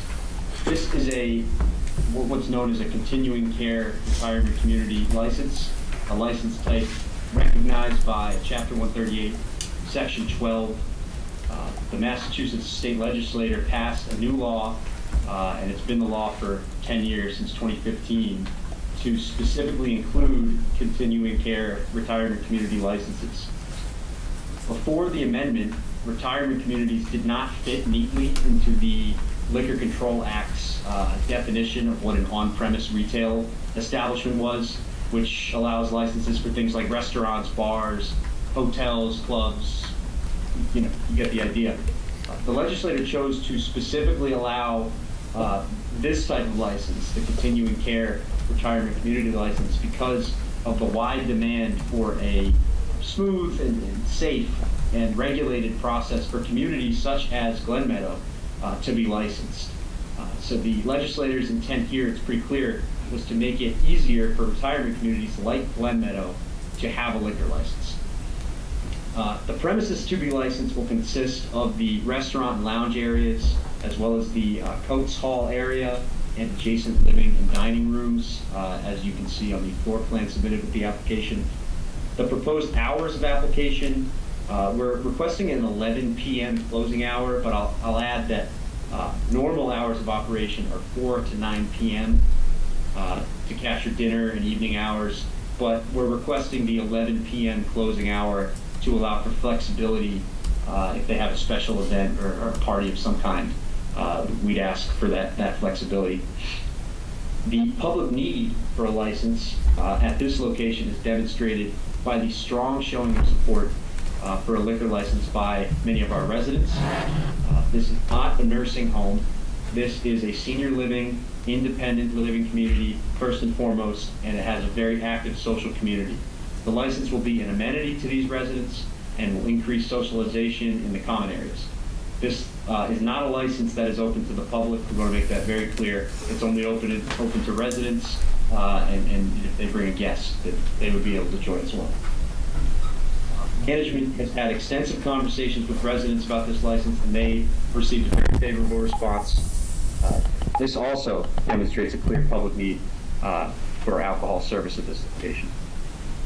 I'd like to stress to the board at this time that the impact this license will have on the community of Long Meadow is minimal. Alcohol service is contained exclusively to the footprint of the campus. Most of the people being served alcohol at this location will not be driving afterwards. Even if it is a glass of wine, this is certainly a positive. There will be no increase to noise in the neighborhood or traffic. And the dangers of service to an underage person are also virtually non-existent when compared to other type of Section 12 on-premise retail establishments.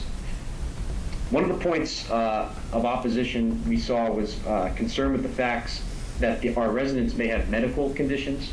To address those concerns, I point to the fact that a majority of our residents are independent living, many of them healthy and active, and there's active staff at the facility as well.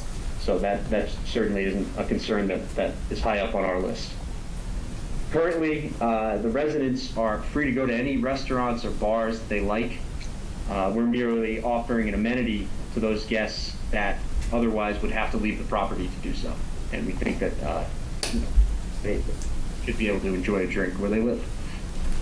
The character and fitness of this applicant is also very strong. The employees and staff at Glen Meadow have top-tier training in elder care. Many are medical professionals. The facility is used to safely handle prescription medication, and they have a detailed written policy that we have submitted as an exhibit to the board here tonight that will facilitate the responsible and safe service of alcohol at this location. For example, the policy is that all servers will be tip certified before they can start handling alcohol, which I know that select boards love to hear. Lastly, the proposed manager of record is Nicholas Testa. He is a U.S. citizen. He's a resident of Massachusetts. He is familiar with the rules and regulations related to the sale and service of alcohol, of this board, the ABCC, and the laws of the Commonwealth of Massachusetts. And he has experience in the safe and responsible sale and service of alcohol, as well as the supervision of such service. With that, I or any members of the Glen Meadow team are happy to answer any questions that the Select Board has, and we would like to thank you for your time tonight. Thank you. I'd like to start off with the manager of records. Mr. Testa here. Have you been a manager of record for any establishment serving alcohol prior? No, sir. Okay. And so has your attorney seems like he knows what he's doing. Has he explained to you your responsibilities as the manager of record? Yes, sir. And where the responsibility ultimately falls if to make sure people are following the rules? Yes, sir. I don't anticipate a lot of underage drinking at this establishment. But if anything did happen, if somebody has a grandkid in, check IDs, we don't want, I don't know how a sting operation would happen here, but it could. And we do hate to have our licensees come back in front of us to tell them, have them explain themselves. It's never fun for us, and it has pretty big ramifications for the establishment.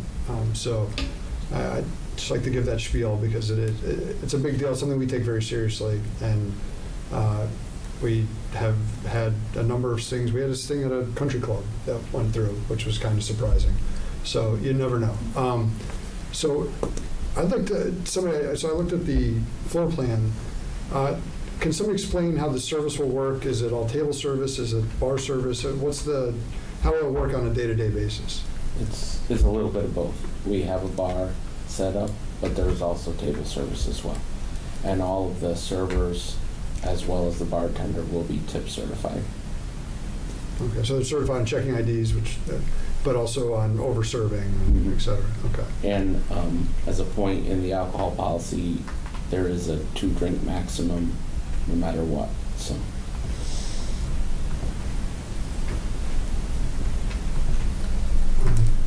Any other questions from the board? Not really a question, but I think this is I've toured the facility when I first got on the select board a few years ago, and I just think this would be a great addition. It's like the gentleman said, it's an amenity, and as our seniors are aging, we see this just at the adult center in town, and we have folks who might be lonely and want to, have a drink with somebody and talk to someone, meet a new friend.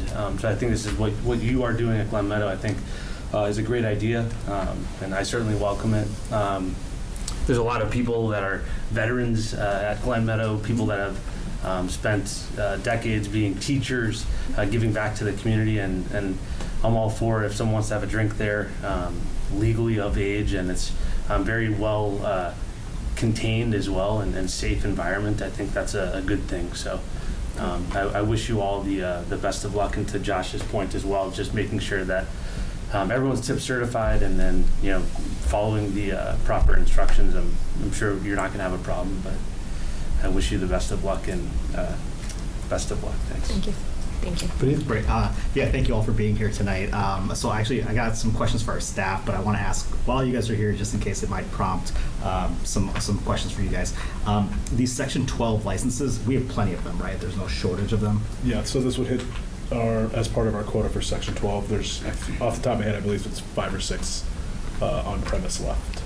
Okay, so then we wouldn't have any more after this? Okay. No, we would have about 5 or 6. Oh, sorry, 5 or 6. Okay, sorry. Okay, great. And then also they mentioned that service would last until like 9 p.m. on most nights, but they've applied for it to go until 11 p.m. If I'm correct, that's how it usually works with other restaurants and bars in our town already, right? Yeah, so I believe most of them choose to serve till 9, but they can't till 11 if they want. I think the ABCC, you can't be barred from serving between 11 a.m. to 11 p.m. Depends on the day of the week. Depending on the day. Sundays, I believe it differs, and then That's right. They would have to apply for a temporary extension if they wanted to go past 11 p.m. for anything. Okay, so basically the operations are just completely in line with what establishments along that are already doing. Correct. Okay, great, thanks. Do we have any opponents here, or do we have any other questions I should ask first? Any opponents? Anybody online? No, okay. Looking for public comment? Yes, Paul. Okay. Just a reminder to press the raise hand icon if you want to make comment, but I don't see anybody in here. Okay. So I will follow, reading the correspondence on our agenda. There is one negative public comment from Charlotte Zeller, who's a clinical social worker, and I have the discretion to just summarize. So Ms. Zeller lives in another neighborhood near Glen Meadow and is concerned with people being overserved or having medical conditions that may be affected by having alcohol. From what I've read in the application, I feel pretty confident that that is being taken into account, but if somebody from Glen Meadow could explain how that will be addressed, besides the 2-drink maximum. Well, excuse me. We'll just be monitoring them just as you would at any restaurant or bar, to make sure that anybody that is on medication has told us, or that, you know, we've asked, and just to monitor them to just make sure that they're all okay. Will you have any interaction with medical staff that you do have at Glen Meadow? I can answer that. We have a nursing team on site. Most of our residents are independent living, so they have the right, they have residence rights. They can choose to have alcohol, whatever their preference is at that point. The residents who would be of concern, we would certainly have those conversations, as well as our director of resident services could certainly have conversations with residents or their families to talk about the risks, benefits. Of course, they do have rights, so we need to be really mindful of that as well. But we could certainly do education if there's any concerns, and would rely on the staff to talk to us if they have concerns over someone there. And residents let us know. They let us know if something's going on, if they're concerned of their neighbors. We know most things and everyone that's been visiting. So that would be part of our process as well. Okay. And just for a record, you introduce yourself. I'm not sure. I'm Megan Carrier. I'm the Vice President of Resident Experience. Okay. And so you mentioned something that people, they can have, in their residence, they can have whatever they want. Right. Right. Under the law. Okay. Our 2-drink minimum will be for what we're serving them. They can have what they'd like in their apartments, as they do now. Correction of that 2-drink maximum. I'm sorry, exactly, maximum. Yes, I apologize. Sounds really fun. Thank you. I appreciate that, yes. Not a comedy club. So, and then to summarize the other letters we received in this, there were letters in favor from Stu Krielman, Aaron Mendelson, Paula Noack, and I think that's it, which basically echoed what we heard tonight, that it's a chance for some conviviality and spending time with other residents. And so, to me, that makes a lot of sense. I spoke with Ms. Dr. Zeller on the phone. I understand her concern, and I think it is kind of her to be concerned. But I also trust in people making decisions, and that Glen Meadow will have people's best interests in mind when they're, especially with the TIP certification. I know that is an important tool in making people realize what's happening, and make sure that everyone gets TIP certified. Make sure that I see it. I do this work. I see it slip through the cracks sometimes. Anybody comes in, you make sure it's not a hard class. It doesn't take a long time, but it is important. All right. Anybody else have any questions? No? All right. Great. Would anybody like to make a motion? Yeah, I'll move to close the Glen Meadow public hearing. Second. All right, any further on that? Nothing further. All those in favor? Okay. Move on to deliberations. I think I know I've said my piece. Anybody else want to speak on it before we move to a vote? No? Okay. No, I think the folks that have spoken on it have summarized it pretty well, and I think echo my thoughts as well. So I will move to approve Glen Meadows Section 12 all alcohol liquor license. Second. Anything further? All those in favor? All right. Best of luck. Thank you very much. Thank you. Thank you.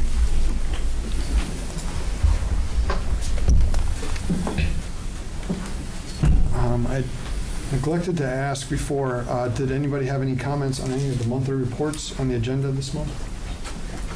No. Okay. Moving on to approval of minutes. I'll move that we approve the Select Board September 12th, 2020, or September 2nd, sorry, 2025 meeting minutes. Second.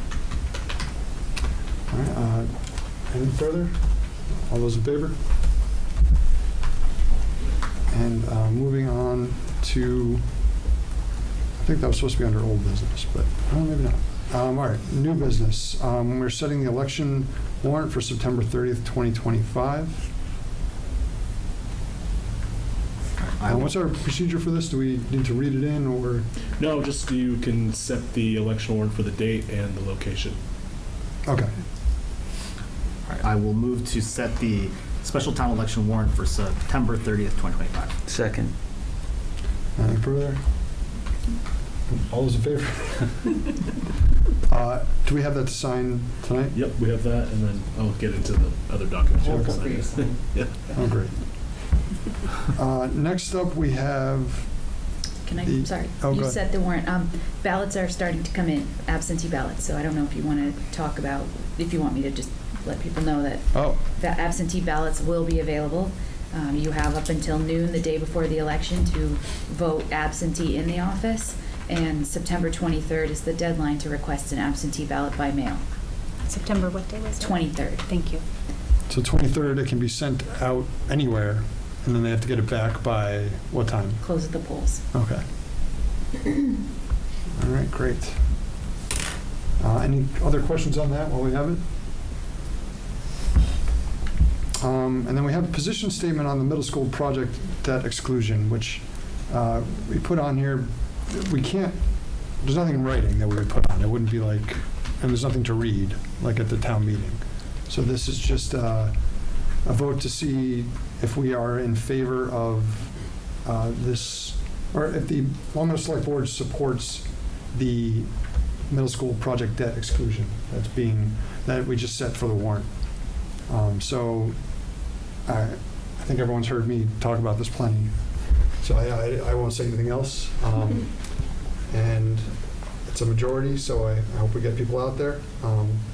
If we have if anyone would like to move, or I can entertain a motion if we want, for the select board to, I would entertain a motion that the Long Meadow Select Board voice its support for the Long Meadow Middle School project debt exclusion that is on the election warrant for September 30th, 2025.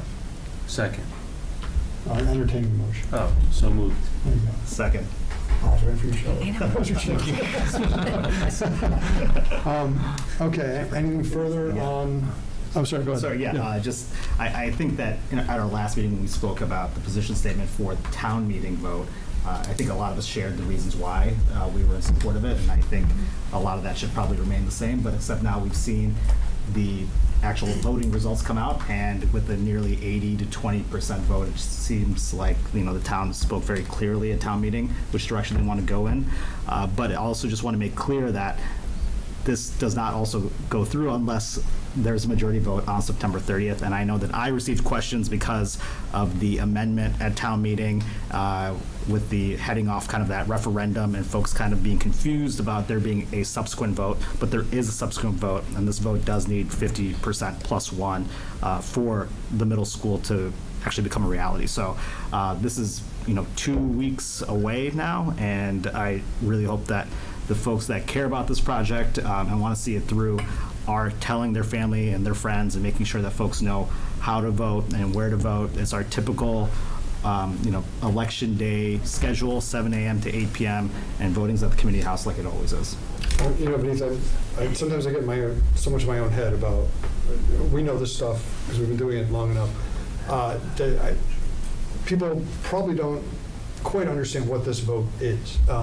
Because I know I saw leading up, I heard from people that some people thought the town meeting was just informational. Some people thought it was a vote to get the middle school onto this ballot.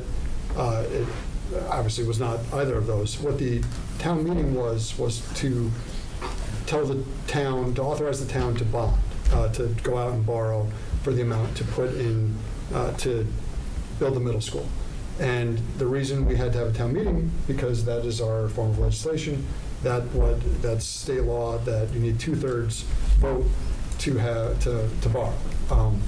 And so this next step now, well, we do have a limit. We have Proposition 2.5, which limits the amount that our taxes can go up, or the amount that you have that goes over, or is that an override, Lynn, to go over 2.5% total? An override would be for long term. Long term. Forever. But this is an exclusion, so it says that we can only go up 2.5% on our taxes every year, which over the last few years we have done to keep our services level. But if we were to borrow and have that amount in our regular budget, we would have to cut out many other things that's normally in our budget. So rather than have it come out of our operating budget, this is essentially saying this is a separate debt that is not included for the calculation under Prop 2.5. And that's why, as Vineet said, you have to do both.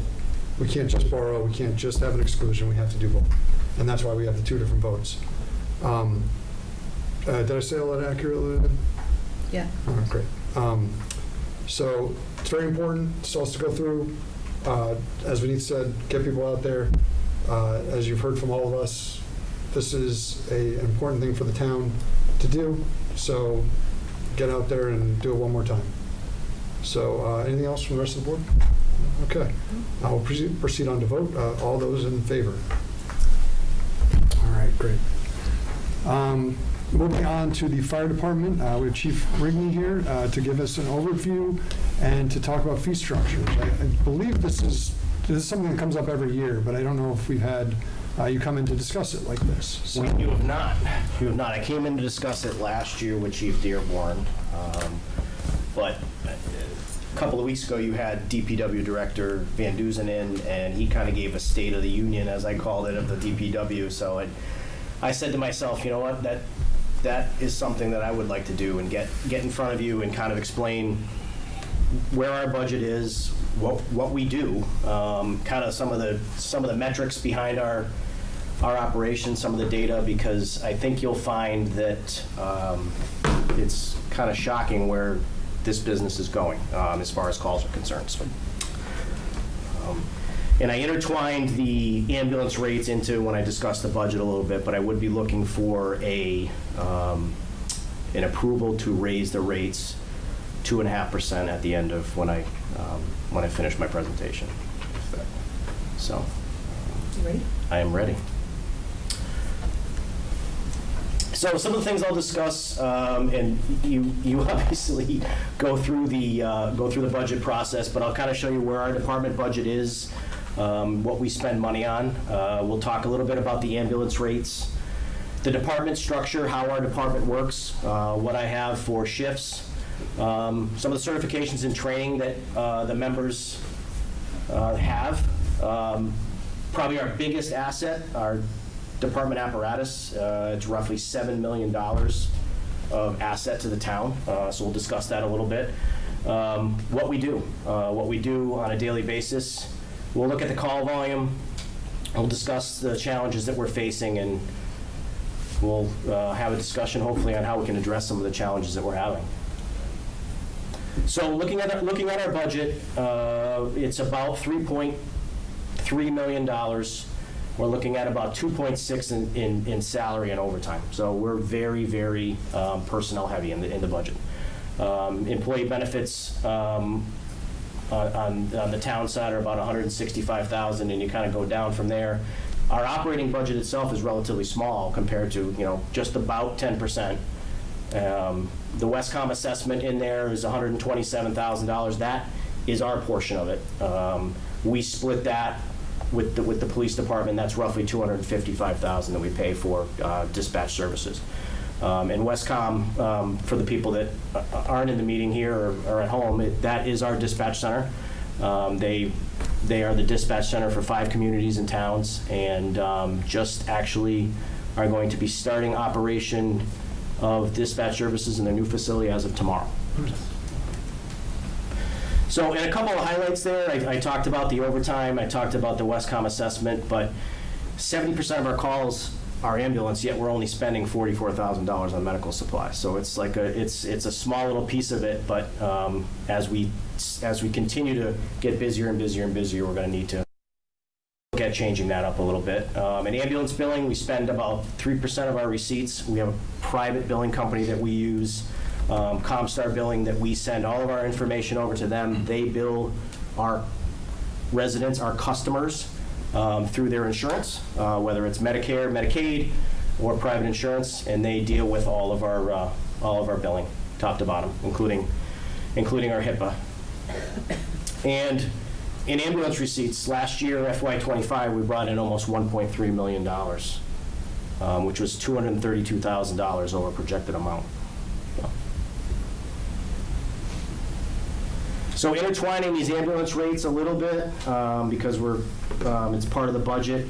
As you can see, we currently charge slightly above the Western Mass average, but well below the top 50. They took the top 50, they average them out, and we're well below that. So I'm proposing an increase of about 2.5% to all the life support rates. So you'll notice on the left-hand side, there's the basic life support rate. That is for somebody who may have fallen, skinned their knee, they want to go to the hospital. Advanced life support rate is our paramedics are putting them on cardiac monitors or giving them medications. And advanced life support 2 rate is if we're giving a bunch of medications, we're doing very extensive life-saving measures. So that's kind of how it's tiered. The advanced life support rate, number 2, is only about 1% of our calls. So you're talking about roughly 20 to 25 a year. The intercept rate, we're proposing no change at all. We do very, very few intercepts. I'm guessing we probably do 5 a year. That is if some other community is coming through town, whether it's private service or something, and they only have basic EMTs, not paramedics on the ambulance, and they need some sort of life-saving measure that we would need to help them with. And then we also charge a loaded mileage rate, and that is staying the same at $38.45 per loaded mile. So anywhere from, in this town, from 4 miles to about 7 miles, we would charge a loaded rate times that amount. So we've reviewed these numbers a bunch of times through the last couple of years. Because we're so busy right now, I'm going to really extensively pull those numbers apart next year. We're tracking about another 10% increase in calls this year as we did last year. So we're going to pull those numbers apart again, and I'll be in front of you next fall looking at the ambulance rates again.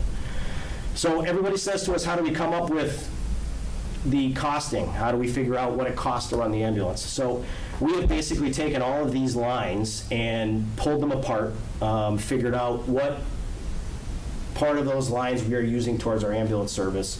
We've taken that and multiplied that by the budget allocation and come up with about $1 million that it costs to run the ambulance. We will then add $100,000 on that we set aside for replacing equipment in ambulances. And then from there, the rest of that money does sit in a fund, and at times the town will use it for other things. They will put it back into the general fund. Ambulance receipts in the last 5 years or 4 years, and what we're projecting, we're moving from $800,000 in FY 2022. We're projecting almost $1.6 million this year as we start to make our way through the year. Chief, how much of that is due to rising rates versus rising calls? Rising rates from year to year, so that your increase. So our increase only is on private insurance. Medicare is capped, Medicaid is capped, so they only charge X amount. Oh, so no, I mean, that's about doubling in 5 years, 4 or 5 years. The ambulance receipts? Yes. Yes. Is that because the rates have gone up a lot? It's really not the rates, it's just the calls. Okay. So I'll show on a later slide that since 2022, we have seen a 32% increase in calls. Wow, okay. Yes, please.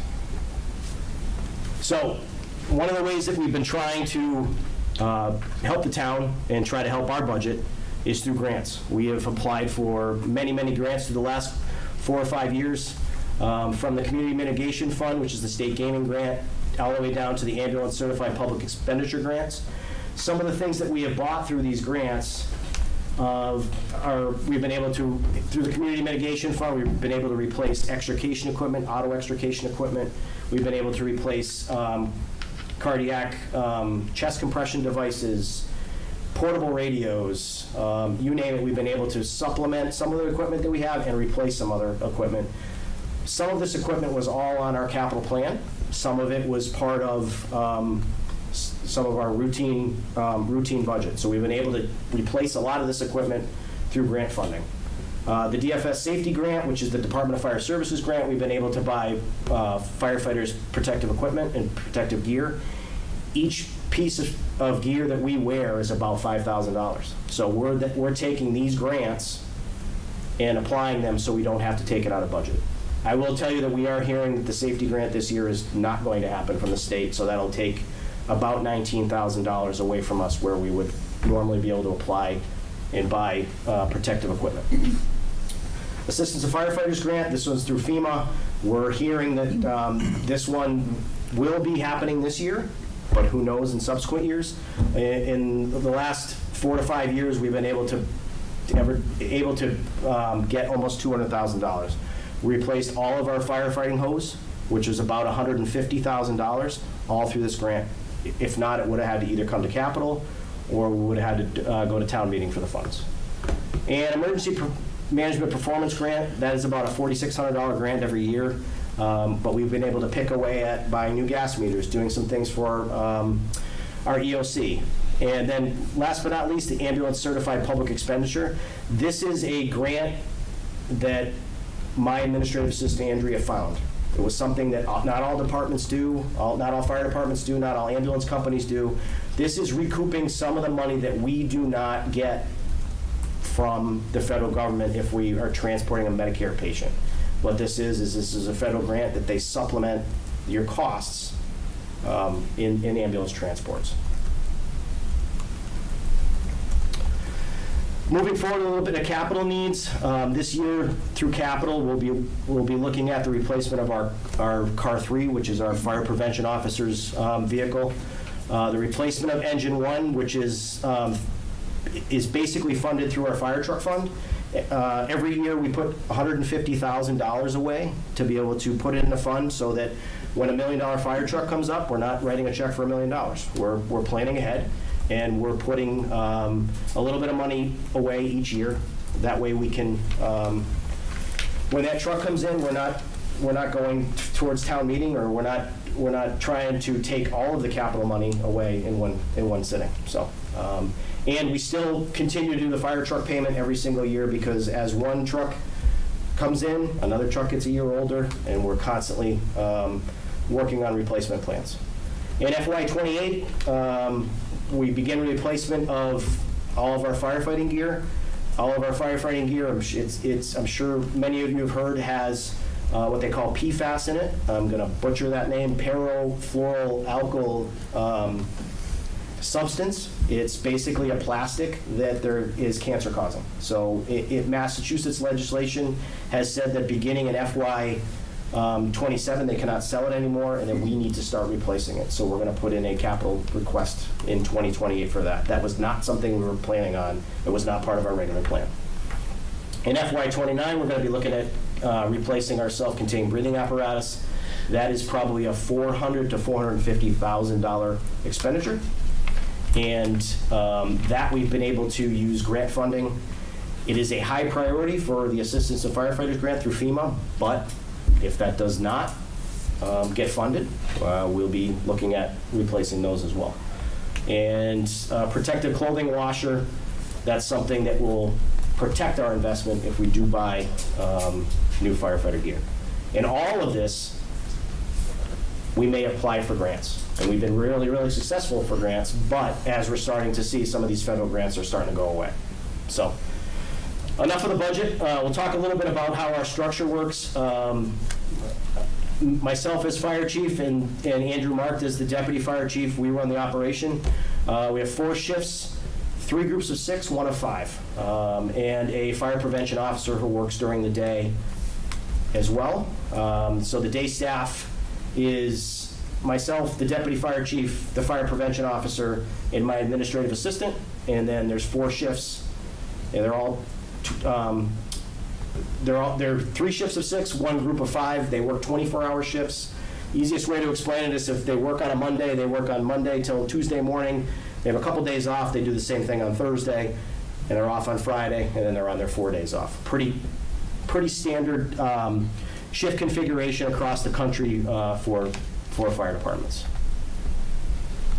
And that kind of shows the shifts. So we have, again, 3 shifts of 6 personnel. There's a captain, lieutenant, and 4 firefighters, and then 1 shift of 5 personnel with a captain, lieutenant, and 3 firefighters. Some of the certifications, all the firefighters are trained to the firefighter 1 and 2 level. They all go to a residential academy. They go to the full-time academy, which is now is 10 weeks. That is their full-time job when they go there. And once they graduate from there, they come back to us. They do some in-house training to get them ready to learn our operation here in Long Meadow. The officers, all of our officers have been trained to the Officer 1 level. It's much like when you went to school, you have Spanish 1, Spanish 2, Spanish 3, or English 1, English 2. These officer classes ramp up in complexity, and from Officer 1 level to an Officer 4 level, which is a chief level, you're learning everything from fire department operations to personnel management. And then all of our officers are continuing to see outside trainings, professional development. A couple of my officers have master's degrees, bachelor's degrees. Everybody is continuing to try to educate themselves on the latest trends. So to talk a little bit about fire department apparatus, roughly about $7 million worth of assets. 2 engines, 1 ladder, 3 ambulances, some specialty vehicles, and some support vehicles in the fleet. And the apparatus program last year, $114,000, which would have been, if we hadn't asked for reserve fund request, almost half, well, about 40% of our entire budget. These trucks are very, very complex now, and they're very difficult to work on. They're very expensive to work on. So we are doing extensive checks. Since I took over with Deputy Marked, we have completely gone through our check procedure.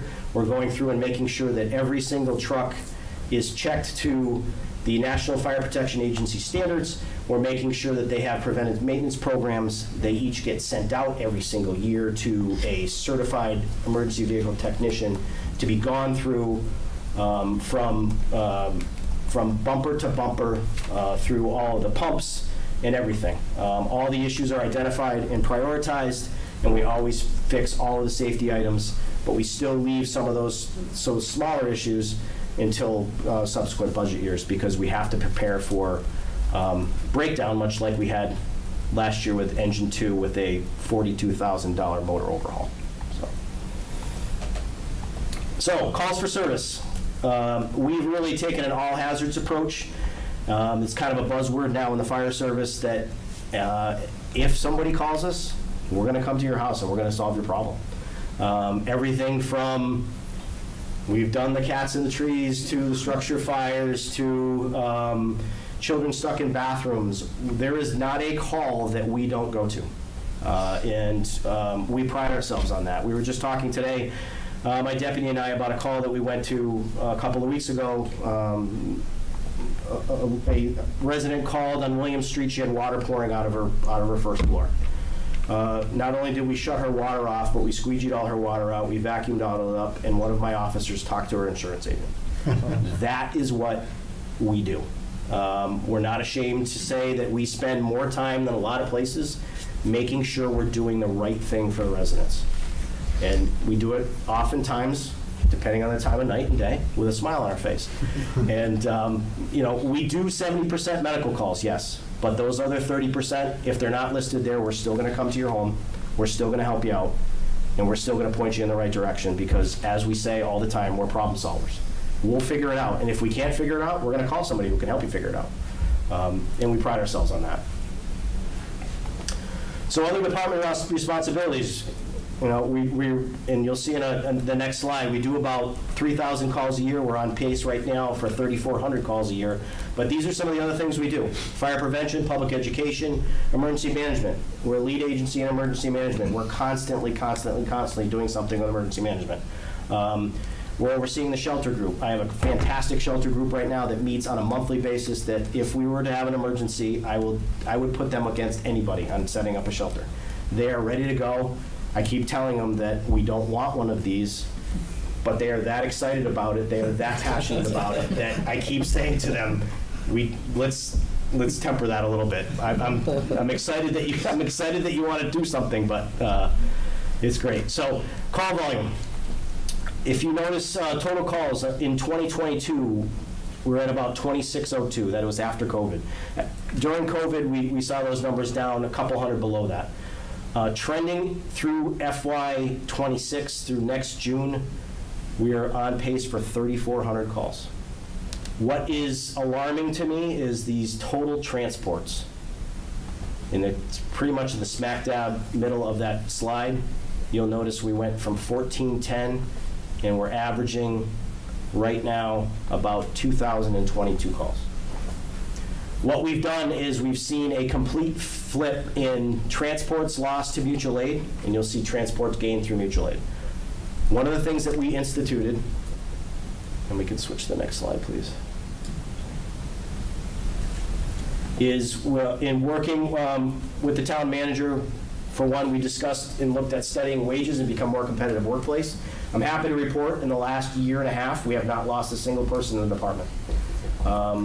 I'd like to tell you that Chief Dearborn left it in a much better place than he found it. That is nothing against Chief Madison, but we're continuing and building on that, and that we are noticing that people are now reaching out to our firefighters saying, do you have an opening? And to me, that says a lot. So we're moving in the right direction there. In 2024, this is the big one. We increased to a 5-person minimum to be able to handle call volume. We were a six-person shifts with a 4-person minimum. So if, for instance, somebody was on vacation and then somebody called out sick, we would only have 4 people working in the firehouse. We couldn't handle call volume. We couldn't handle call volume at all, so we worked with the town manager and we discussed increasing staffing. We tried that last year, just before Chief Dearborn left, and we spent a lot of money on overtime. We curtailed that a little bit, and when I took over in November, we put it back through again, and what we're finding is that we are now able to handle the calls. We're able to take our own calls. If you look at the mutual aid in versus out, what we're doing now is we're taking in and we're not passing off calls to other fire departments, private ambulance, and whatever. What we found is our residents really want our providers to be there. And we get the question all the time, like, because we still have to pass off calls. Why is it not the Long Meadow ambulance? I thought I paid for the Long Meadow ambulance. And most of the time now we're doing that with the 5-person minimum. In 2025, we're also working on starting to overhaul standard operating guidelines and procedures. Again, we talked about the apparatus check procedures to better maintain our vehicles. We're working on the Everbridge transition and through townwide communications. I think that everybody will find that much better and more robust than Code Red. One of the things that we're really trying to do is we're trying to check in with our folks. We have bi-monthly captain check-ins where we're bringing the captains in, we're having a conversation, we're saying, okay, what do you need from us? We're doing the same thing with our shifts. We're finding that we have such an open line of communication now that our firefighters are telling us what they need, what they want to see, and we're really moving forward as a good cohesive team. So, and one of the other things that we did is bolster a relationship with our medical director. Some of the things on the horizon in 2026, I'm sure you've seen it multiple times ad nauseum in my monthly reports. I'd love to increase staff if we can. I think we have a lot more to offer our community. I know it comes at a cost, but I think that we're at a point now where I hate to use it as a medical term, but we're bleeding a little bit here, and we need to stop the bleeding with the staffing. We're training everybody through active shooter once again. That was through the community mitigation grant. And we're also through the community mitigation grant doing a comprehensive auto extrication training. We have seen more and more highway calls than we ever have, and more complex with the electric vehicles and some of these larger SUVs, that we're bringing in a company to show us how we can better do things. So these are the challenges that we're facing. Increased call volume, 32% over the last 4 or 5 years. It's very, very tough to see. We're oftentimes, I was telling Lynn before the meeting started that today I watched the crews just come in and go out and come in and go out constantly all day, to the point where there was a period of time for about an hour that the deputy chief and I were your entire fire department. And while we still like fighting fires, you pay us to manage when we get a fire, but we're going on routine medical calls. So we're seeing We're seeing an increase in the amount of overlapping calls, and I'll show a couple more slides at the end here, but they're not coming in, they're coming in waves, and they're coming in groups. Like, for instance, the other day we had 5 calls in 15 minutes. One of those calls literally was just the deputy chief who went to that call, had to wait for another ambulance from Chicopee. We just don't have the staff to be able to handle these calls. Those are going to happen regardless of, I could run out of people with 8 people. But when I'm running out with a small amount, I'd like to just at least look at it and see what we can do. The lack of off-duty response. When I started in the department, you would get a fire, and back then we had 16 of us, I believe. You'd have the duty crew, which was 4, and you'd probably get 8 people. I'm lucky now if I get 2 to 3 off duty. They're doing other things. They're spending times with their family. We're busier here that they are taking their time off and using their time off. So, and we're so busy, guess what else is happening? All the other communities around us are so busy. We're calling East Palmetto for ambulances, and they can't send them. That's why we got a private service the other day out of Chicopee. Increased emergency room wait times. What we call it holding the wall. We're not able to pass off our patients to the emergency room. The other day we had 2 patients on our stretchers for 40 minutes waiting for to be passed off. Luckily, we have an open line of communication since we bolstered that communication with our town manager, with our medical director. And we pick up the phone and we say, listen, can you at least just free up one of our ambulances? We understand that you have some issues trying to get these people into the pipeline at the hospital, but can you free up one of our ambulances so we can get it back to the community? The other issue we're having is, we bought an ambulance. We're waiting 3 and 4 years for ambulances. So we're having to do creative things like what we did with the ambulance that we just purchased and took delivery of, and the new engine that's being delivered next August. We're having to order these trucks 4 and 5 years ahead, so we're having to put something on the town meeting floor for the money, but then we rescind it once we have the money that's in that fire truck fund. And they're telling us now that might come up to 6 years for a ladder. Well, 6 years for a ladder means that we should be ordering the ladder truck to replace our ladder 1 next year. So it's a problem. And the last piece of it is increased potential for large-scale multi-agency incidents. We look at the brush fire issues we had last year all across the country, especially in the Northeast. Just got an email today that we're tracking the same way. We're also dealing with the microbursts, the storms, all of that takes all of these other communities to help us or vice versa, and we just don't have the personnel to be able to do that. So how do we address some of these challenges? Critical short term, I'd love to increase the budget to include 2 FTEs, 1 to fill that last shift that I have of 5, and 1 to put somebody on days to Monday through Friday to help us with this call volume, because we're just struggling to meet demand. They also would be a vital person to be able to handle kind of all my training, not only on the medical side, but on the fire side, to be able to kind of organize all that, because I now have somebody on shift doing that, and they're never there.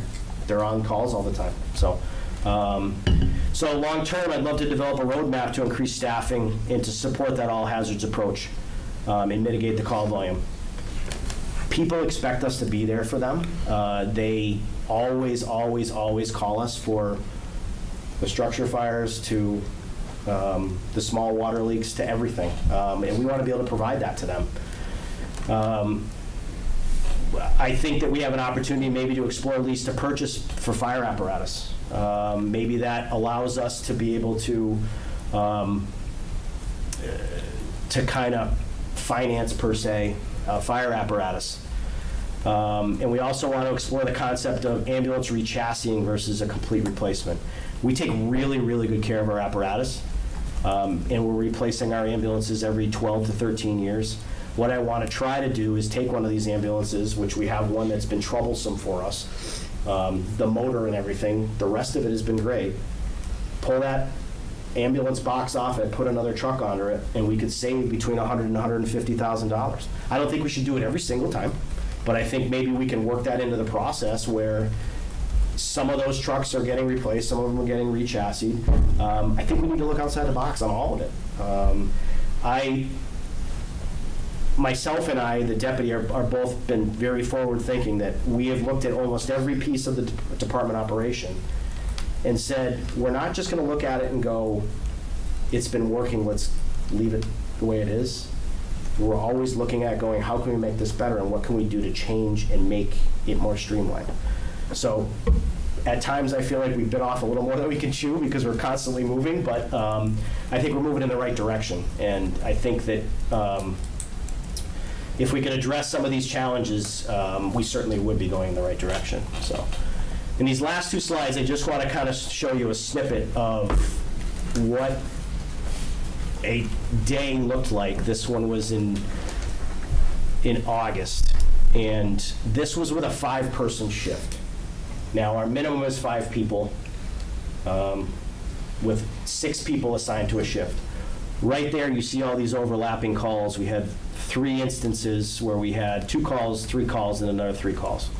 In order to upstaff, just to be able to handle the calls, we needed to spend 4 hours of overtime at the 10 o'clock hour, another 4 hours of overtime at the 1 o'clock hour, and another 6 hours of overtime at the 3 o'clock hour, 14 hours of overtime for somebody coming in off duty, or multiple people coming in off duty, just to be able to staff and cover calls. And if you look at the next slide, with 6-person shifts, very similar, few less calls, but they were all singly over the middle of the night. No overtime spent at all to be able to cover those calls because we had 6 people responding. I will tell you on a regular basis that my deputy chief drives the ladder truck by himself. My officers drive their trucks by themselves coming back from medical calls. We just cannot staff appropriately. And when I say that, these are mostly medical calls, because again, we're doing 70% of medical calls. But what I'm worried about is the fire side of things, that people expect us to show up if there's a fire. There's multiple days and times that we have 1 person staffing the firehouse that we're not going to be able to do anything other than wait for our mutual aid. And having sat at a call by myself, it is very nerve-wracking when you have somebody breathing down your neck, a resident saying to you, where is the ambulance, where is the ambulance, where is the ambulance? And it's troubling to me. I'm hoping that we can kind of figure out how we can get through this. Because you have a really, really talented and good department.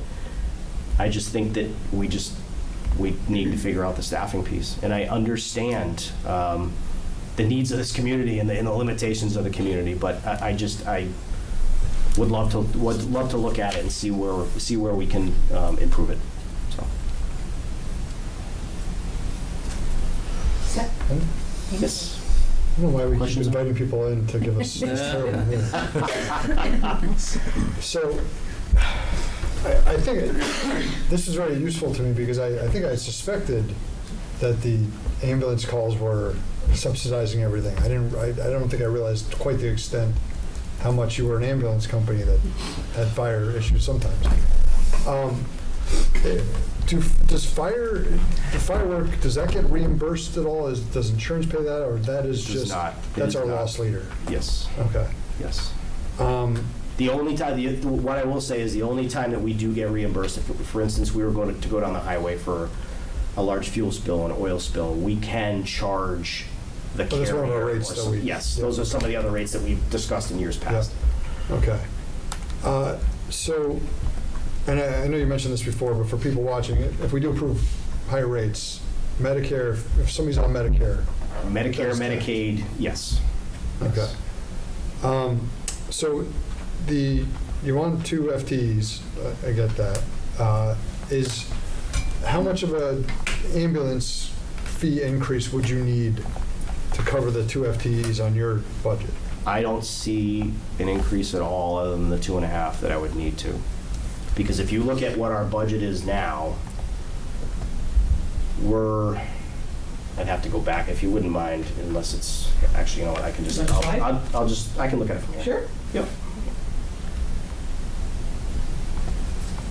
Ian would be able to answer better unless Lynn can answer it. I believe from the fire department's side, about 105,000 is an FTE, roughly. Sounds about right. So we made $232,000 over projections last year. The money is there, and we're also tracking for more than that. And that includes, I'll firm up my numbers, but that includes $100,000 to set aside for equipment and ambulances, which I think we need to do that because as we start to see, these grants are gonna run out. We've replaced 2 cardiac devices, stretchers, all sorts of stuff through grants, that if those run out, we're still gonna need them. So, yeah, so that's the scenario I want us to envision. FEMA Right. goes away. Right. Or at least the grants go away. We still need, you need 2 FTEs, we need to replace all this stuff. Do you need to do 2.5% every year? So I'd have to look back. I think we've done 3% over the course of the last 3 or 4 years. In looking at the numbers, I didn't think we needed to, I mean, I get it's only 0.5%, and it's really only on the private pay insurances, but I didn't see it as a need to be able to go that high. I feel like we owe it to our residents, too, to be fiscally responsible and not just charge 3% because it's 3%. I just don't want us to get to a place, and I know we've talked about this in the past, where people don't want to call an ambulance because it's too expensive. And 0.5%. I will say, too, that oftentimes what people don't understand is what their insurance covers and what it doesn't. And we get it all the time. Of course. Thanks. So I have several thoughts. Thank you for your presentation. Just on this particular point, in medicine, people are not, generally most people are insured in our state, which is great, and they have an agreed amount, like a deductible amount for an ambulance call generally. Correct. So the patient doesn't necessarily not call an ambulance because they care about what rate the ambulance is. They just know they're going to pay $500, which is a very common number.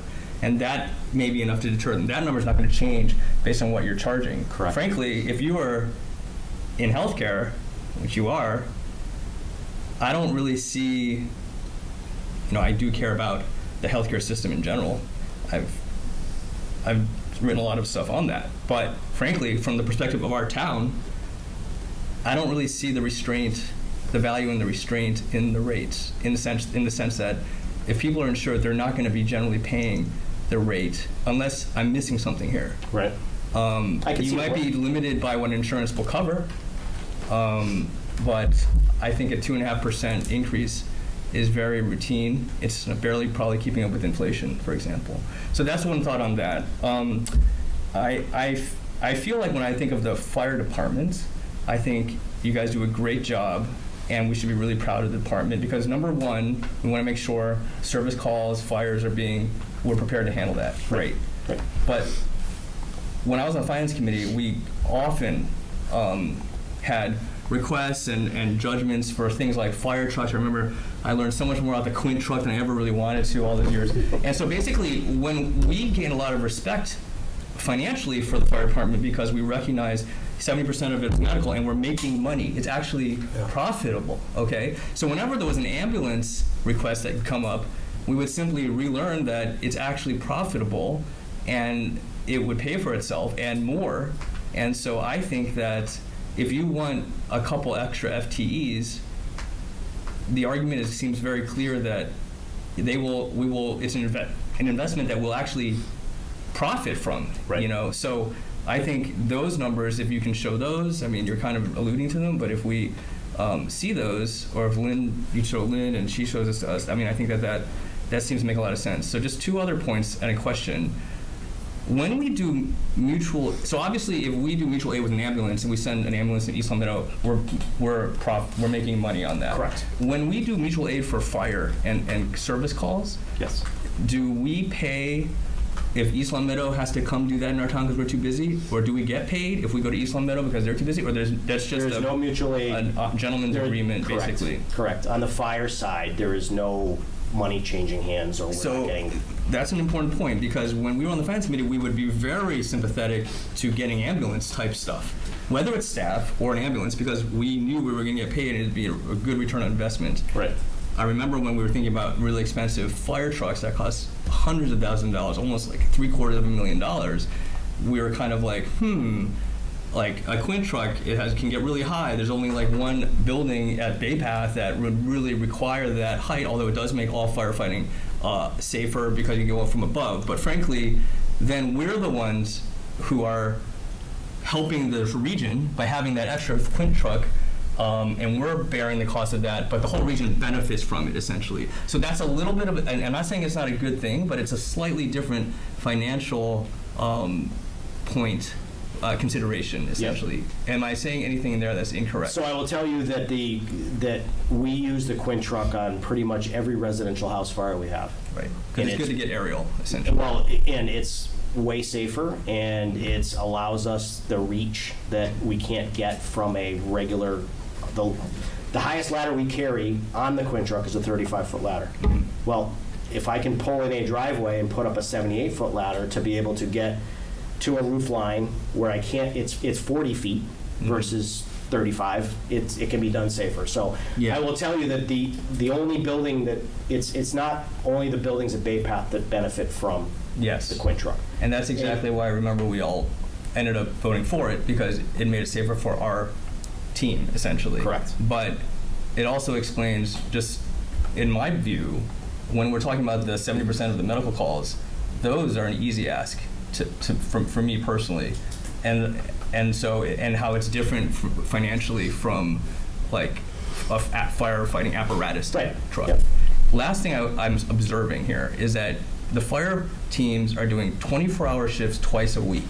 That's correct. But what is happening is that they're busy during the day because that's when people are awake. Yep. And they're not as much at night, just like any emergency room or anything like that, right? So why does it have to be 24-hour shifts? Like if you were staffing a hospital, you would say, okay, I have an average of 6 people. Let's put 4 of them on overnight and 8 of them on during the day when we're busier, because that would be right-sizing the amount that we have. Is there some sort of firefighting like union thing that basically says it has to be 24 hours and that's it? Or can it be adjusted? So basically, I can tell you, and I don't know the year at which we started 24-hour shifts. I'm guessing it was 08, 09. It's been quite a while. So what we used to do is we used to do a 10-hour day and a 14-hour night. Okay. And then you would work your 2 10-hour days, then you would switch. Say you started on a Monday, it's probably the easiest way to explain it. Monday you'd work a 10-hour day, Tuesday you'd work a 10-hour day. Wednesday you would work 6 o'clock at night till 8 o'clock the following morning. You would do the same thing on Thursday, and then you would have your 4 days off. What we were finding is that if somebody worked with us during the day, at night because they had a part-time job or whatever else, they'd go work at night. And then they'd come in the next morning, 8 o'clock in the morning, tired. Or they would work a night shift and they worked all day, they owned their own painting business or construction business or whatever else. So what we're finding now is that controlling is not the right word, but I can have somebody come in the morning at 8 a.m., expect that they're rested. Yeah, of course they could work another part-time job at night or whatever else, just I can't control what they do off duty.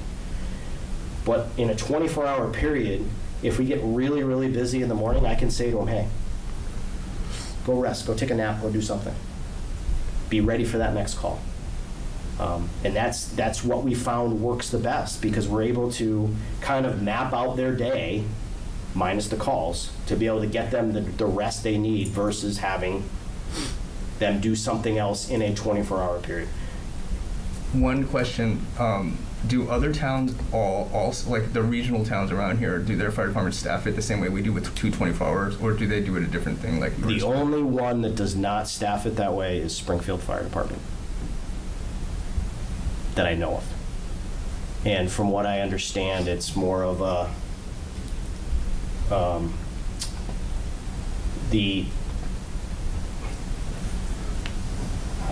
the older generation doesn't want to do them, and the younger generation does, and they never come to an agreement. They've been, as of like a month ago, somebody came up to me and said, "Oh, well, how did you get the 24-hour shifts when you were a union firefighter?" And I explained it, and whatever. He goes, "My department will never go for it, Springfield. It's just constant. It'll eventually come that way because they're starting to some of the older generation is retiring, and they want nothing to do with it because they are running businesses during the day or doing all that. So there are all different types of shifts. I will tell you that around here in New England, it's a very popular shift. Thanks. I know it's getting pretty late, so I'll try to be quick. I appreciate you walking through this. And as I said before, you had some big shoes to fill with Chief Dearborn, and you're doing an excellent job. And I hear that from members of the community, so I did want to make sure I mentioned that. And going through the rates, so at the 2.5% mark, yes, we're seeing obviously at the national level just a blatant attack on public safety, questioning science, defunding education, all of these things that are affecting Longmeadow right here. Right. We're living it. So are you looking ahead at some of these fees that we can, you mentioned like we don't want to be going up to maybe 5% or 6%, but knowing that we look ahead at the call volume at 3,500 just this year, right? Are we looking ahead at some of these rates to help address some of the issues, lack of funding, grants, things like that? So the only rates that really obviously affect the ambulance are the ambulance rates I shown. I wish I did show. Again, we're only talking about a small amount. So we're talking about the basic life support is only 30% of our EMS calls or medical calls. But then again, remember that then you have to pull all the Medicares and Medicaids out of there. Mm-hmm. So I think when we did a 3% rate increase, well, we did one last year and the year before, I think it equals equals 12, 13, 14 grand, because you end up having to take away, again, the Medicare and the Medicaid. So it really, yes, we can continue to look at that, and it's on our radar to look at them every single year. One of the things I discussed with my fire prevention officer, and again, we don't bring in a ton of money with fees for inspections and whatever else, but we need to look at all of that. We need to look at all of that because, as we know, it's not getting any cheaper to run anything. Mm-hmm. So we will look at all of that and see where we can, where we can increase rates to help the community. Mm-hmm. And just the last thing I'd say, you've made a very compelling argument for the additional full-time employees as well. So something I think that we'll probably be talking a lot about. I will tell you that I think that is the short-term goal. I think long-term we need to kind of look at where, as a department, we're going and how we can staff the department so we can run 2 ambulances, which is currently what's kind of holding up to the demand. But in order to hold up that part of the demand, we're stripping away the fire coverage. National Fire Protection Agency says you should have 4 people on an engine when it rolls out of your station. And yes, we have that when we go to a fire call if everybody's in the station. Right. But there's a lot of communities around that hold that 3 people regardless for just an engine and the 2 ambulances. Would that be a magic number for us? It could be. It could be based on the call volume, but it comes at a cost. Just because you're looking at 5 extra based on what we're talking about. Can you give us an idea, are we, when it comes to mutual aid, are we a donor town or a recipient town more? We used to be a recipient town. We're, especially on the ambulance side, we used to get, just pull those numbers up super quick, but we were handing them out. So just to give you an idea, in 2023, we were losing 199 transports to our mutual aid partners. And we were going out 102 times.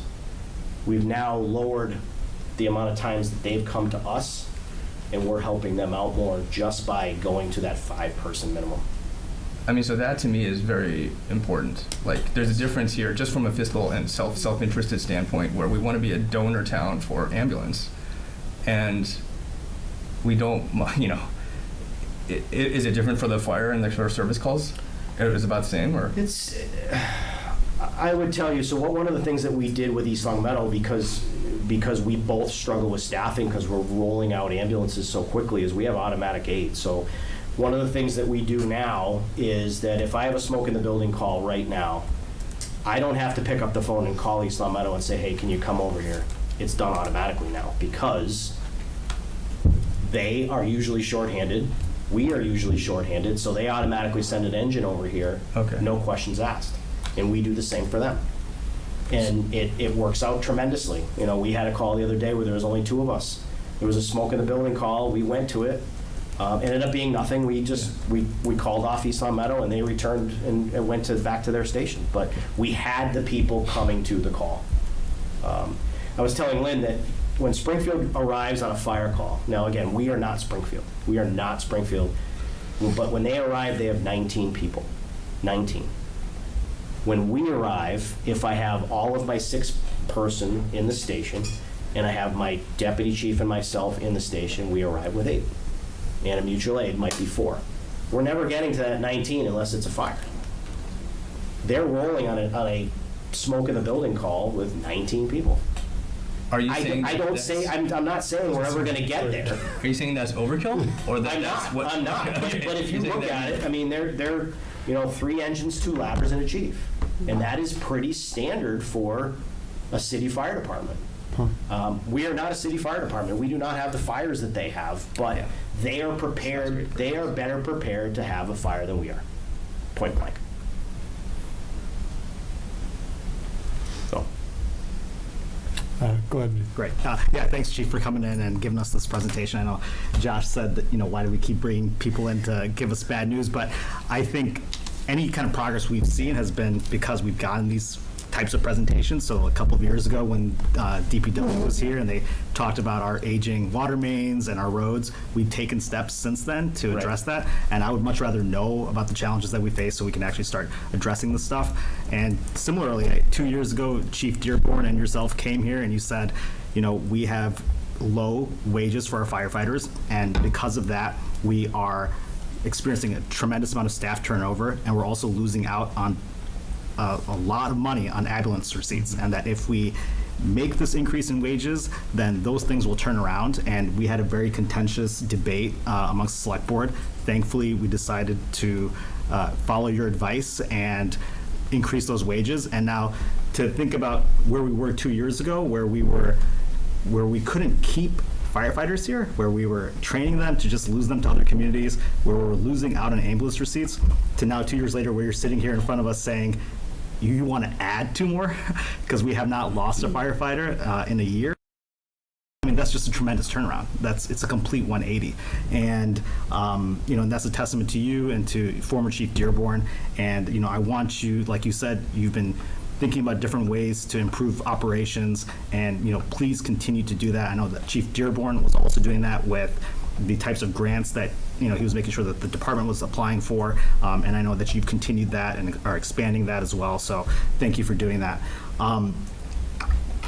This underlying issue that we're seeing, I guess, anyway, in terms of ambulance receipts, it's not an issue, but with these increased number of calls, so I guess to give context to it and for us to all understand, what is the thinking, or what do people believe is contributing to this increased number of calls? Is this something that people are expecting to see an increase in, every year for the next 5 years? Is there something that they're seeing, people are thinking about as saying that, this may plateau and may, descend eventually? Can you share any of that? I don't have that answer. I'll certainly find the answer. I would love to say that people are calling us for,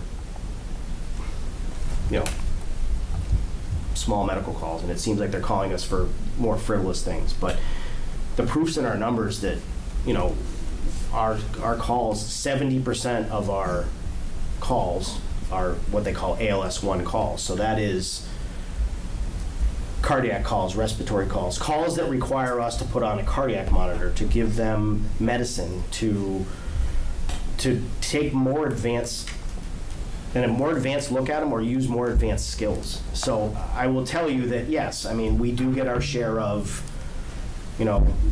someone calls us because, they broke a finger, which, I tell people all the time, all of my firefighters, it's their emergency. We're not there to dictate what an emergency is and what emergency isn't. We go there to handle the call that was given to us. Yes, there are those calls, but we're also seeing the calls on the other end that are the cardiac arrests, the bad accidents on the highway. We're seeing all of those, and there's more of those. I will tell you that this summer alone, in two-week periods, we had 3 fatal accidents. It's all of it. All of it is increased. All of it is, there's a little bit more of everything. And I'd love to actually, I'm a big numbers guy, so I'd love to dive into those numbers and figure out if they think it's going to plateau and why we're seeing the increase we're seeing. Because, and maybe Andrew can speak of it too, on the medical side, the hospitals are jammed more than ever. And I don't know if it's a lack of internists or primary care providers, or and we didn't even talk about how we now have 2 urgent cares that are keeping us busy. If they were to open another one, that would be another increase to our calls. We have properties that are not developed. We talk about the old Temple property off of Williams. At one point, they were talking about that being a 30-bed Alzheimer's unit. That's just going to add another how many calls to our call volume. So there's a lot of moving parts to it, but I'll try to figure out the answer. I know I'm good for one phantom CO detector call here. You know what? Yep, we're always good to come and check it out and make sure everybody's okay and ease your burden. Ease your burden. And honestly, that's a lot of what our calls are too on the fire side.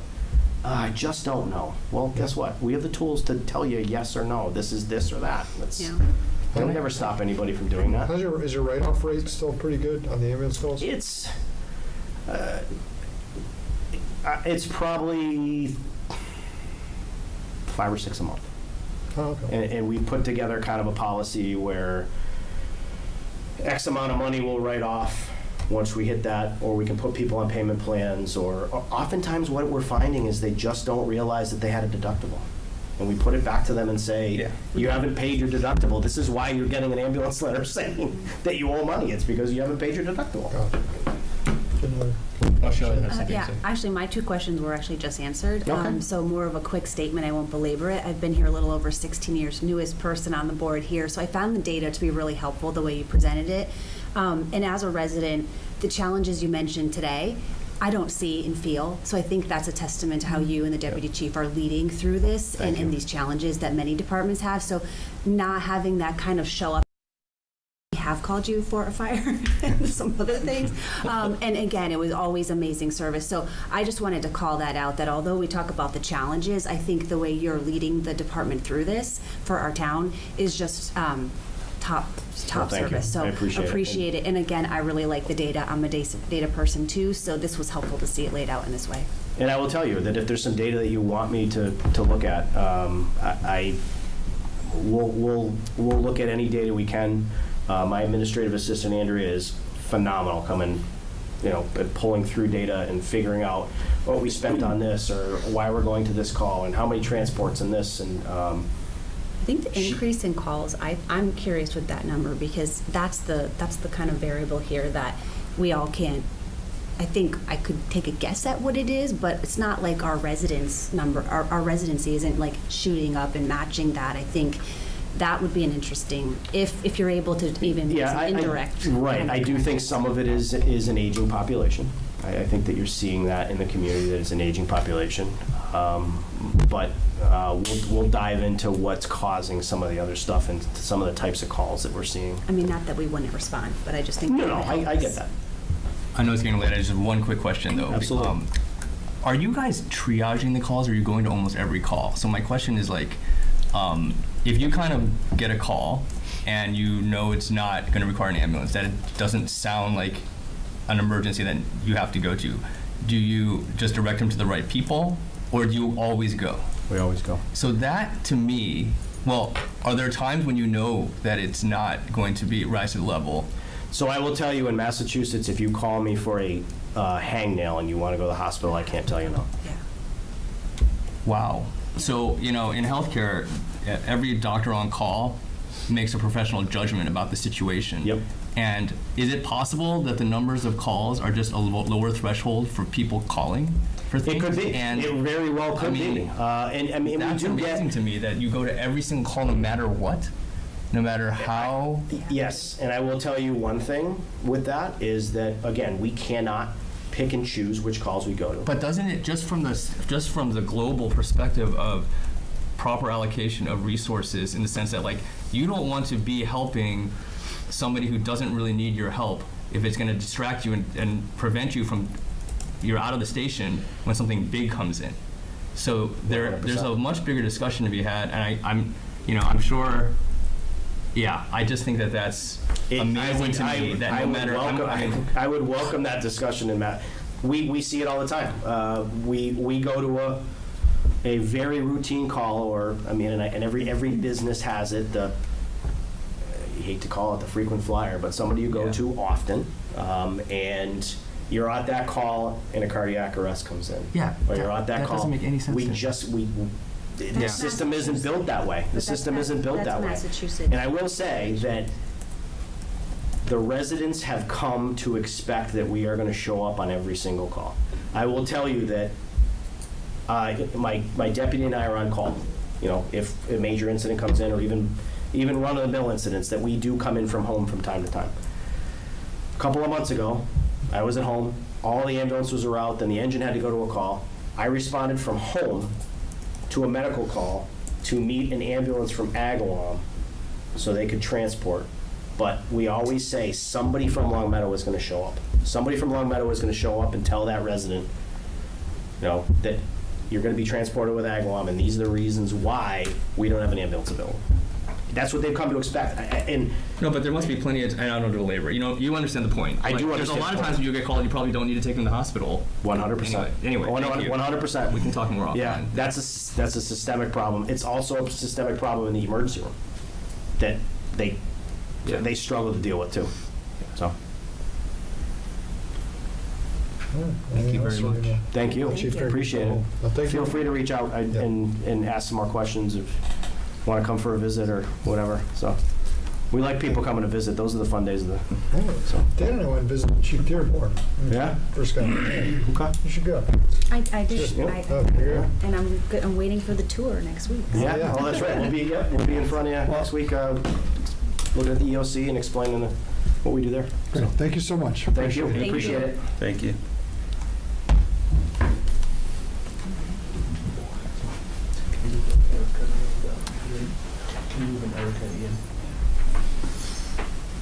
please. Thank you.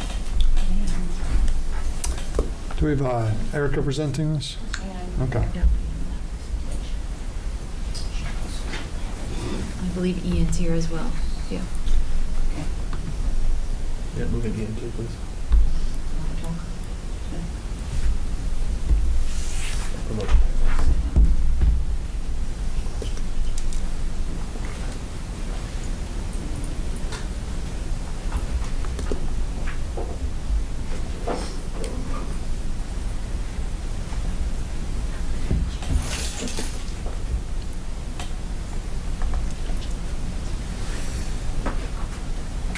You want to let Ian too? Looks like Waiting you on Erica.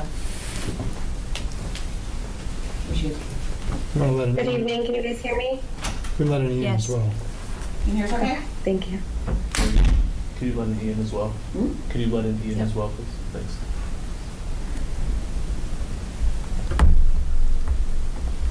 Well, Erica and Ian, unfortunately, under our new agenda set rules, you got the short end of the stick. So thank you for waiting it through. We appreciate it. Why No don't you- worries, I learned a lot. Well, if we didn't start at 6 p.m., it would have been even late. That's right. Why don't you go ahead, Erica? Go ahead and speak. Okay. Ian, feel free to chime in at any point here, but basically we're here tonight because this week we went out to borrow for 3 projects: the truck, the chiller, and the road paving projects. On September 10th, we received bids for the $6,645,000 general obligation municipal purpose loan, which will close on September 22nd. The bids range from 3.009912% to 3.106958%. Attached, there is a spreadsheet that shows the detailed layout of all the different bids that we did receive. It is my recommendation, as well as the finance directors, that the town award the bond as outlined. The clip that I have on the memo is a short vote, but you unfortunately do have to go through the whole page that outlines each individual vote to accept that bid from Brownstone Investment Groups at a true interest cost of 3.009912. And I did just want to note that that is the true interest cost, which is the lowest of all the bids that came through, but you're going to see a difference in that $6,620,000 as compared to the $6,645,000, because we have received a premium on this bond, so that helped to lower our costs, but it's a different way of accepting a municipal bond.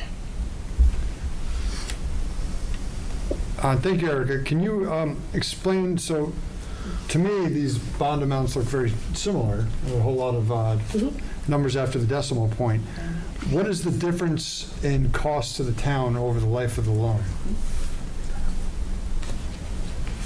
So with the premium that we received from Brownstone Investment Group, that allows us to pay down our we received an underwriter's discount, but it allows us to pay down some of the issuance costs, as well as pay toward some of the interest for the first payment of interest that's due on 3/15/2026. So they give us more upfront that allows us to pay those costs, which ends up bringing down the true interest cost. Okay, and so the other interest rates were, the other offers did not offer that premium? So Not to the same extent that Brownstone did. Theirs was the best offer out of all of them. Okay, great. So Josh, to your point, just to understand, Long Meadow has historically traded at a very high rating when it comes to its creditors. So we recently received a AA+ when we went out for our credit rating in response to these bond offerings. We've been told by S&P that we have traded at a AAA, but we offer credit at a AA+. So essentially we have very stable debt, and that looks good to us in terms of bond companies who want to purchase our bonds. Therefore, we get these very low interest rates and the true interest rate cost. Great. Okay. Any questions from the board? All right. And I know you said there's a shorter vote. You said we have to go through each of the votes on the other page? I believe so, Lynn. I'm not sure if you remember doing this in the past, but I'm pretty sure we had to read through all of the further voted sections on the separate page. I would. That's what I remember when we did the $11 million bond for the L project. We did have to read through the whole document, unfortunately. Do we have to read all the numbers in the chart? No. No, just the voting language. Okay.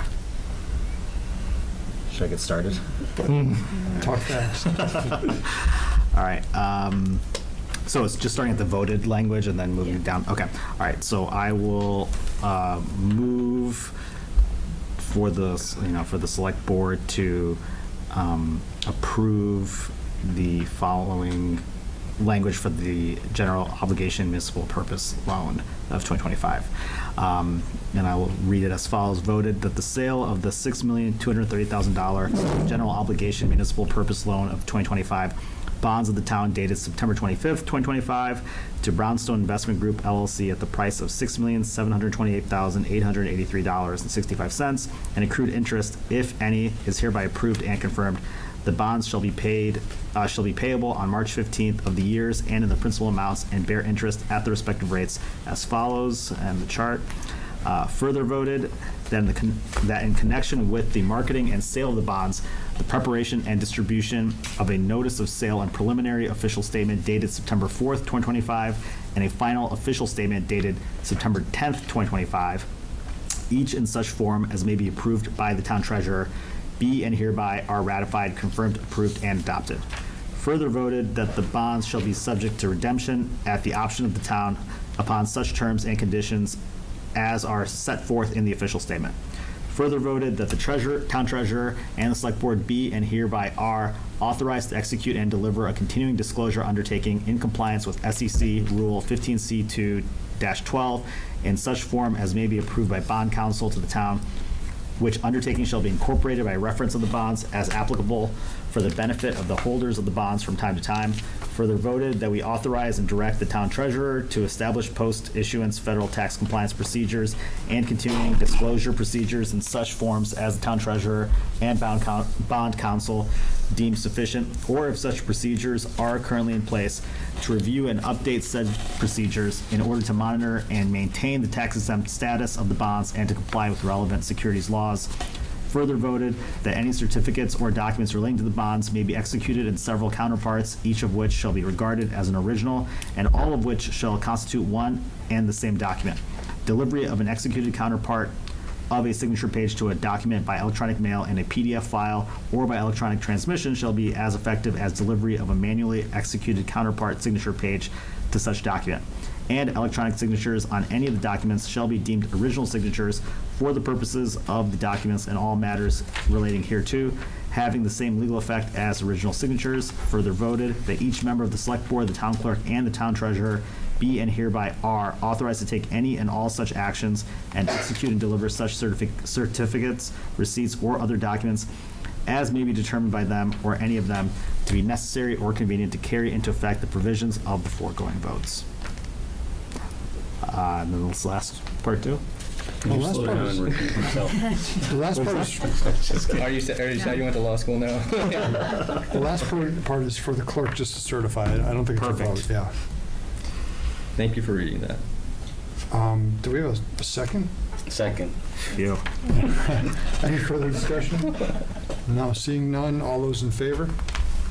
Thank you, Erica and Ian. Thank you. I apologize in advance for the hand cramps that you guys are about to experience with all the signatures. Yeah, there's a lot of piece of paper over there. There's a lot of pages. Thank you very much. Thank you. Thank you. Have a good night. Thank you. All right, would anyone like to move to adjourn? I will move to adjourn. Second. All those in favor? All right, everyone, thank you. Thank you. Night.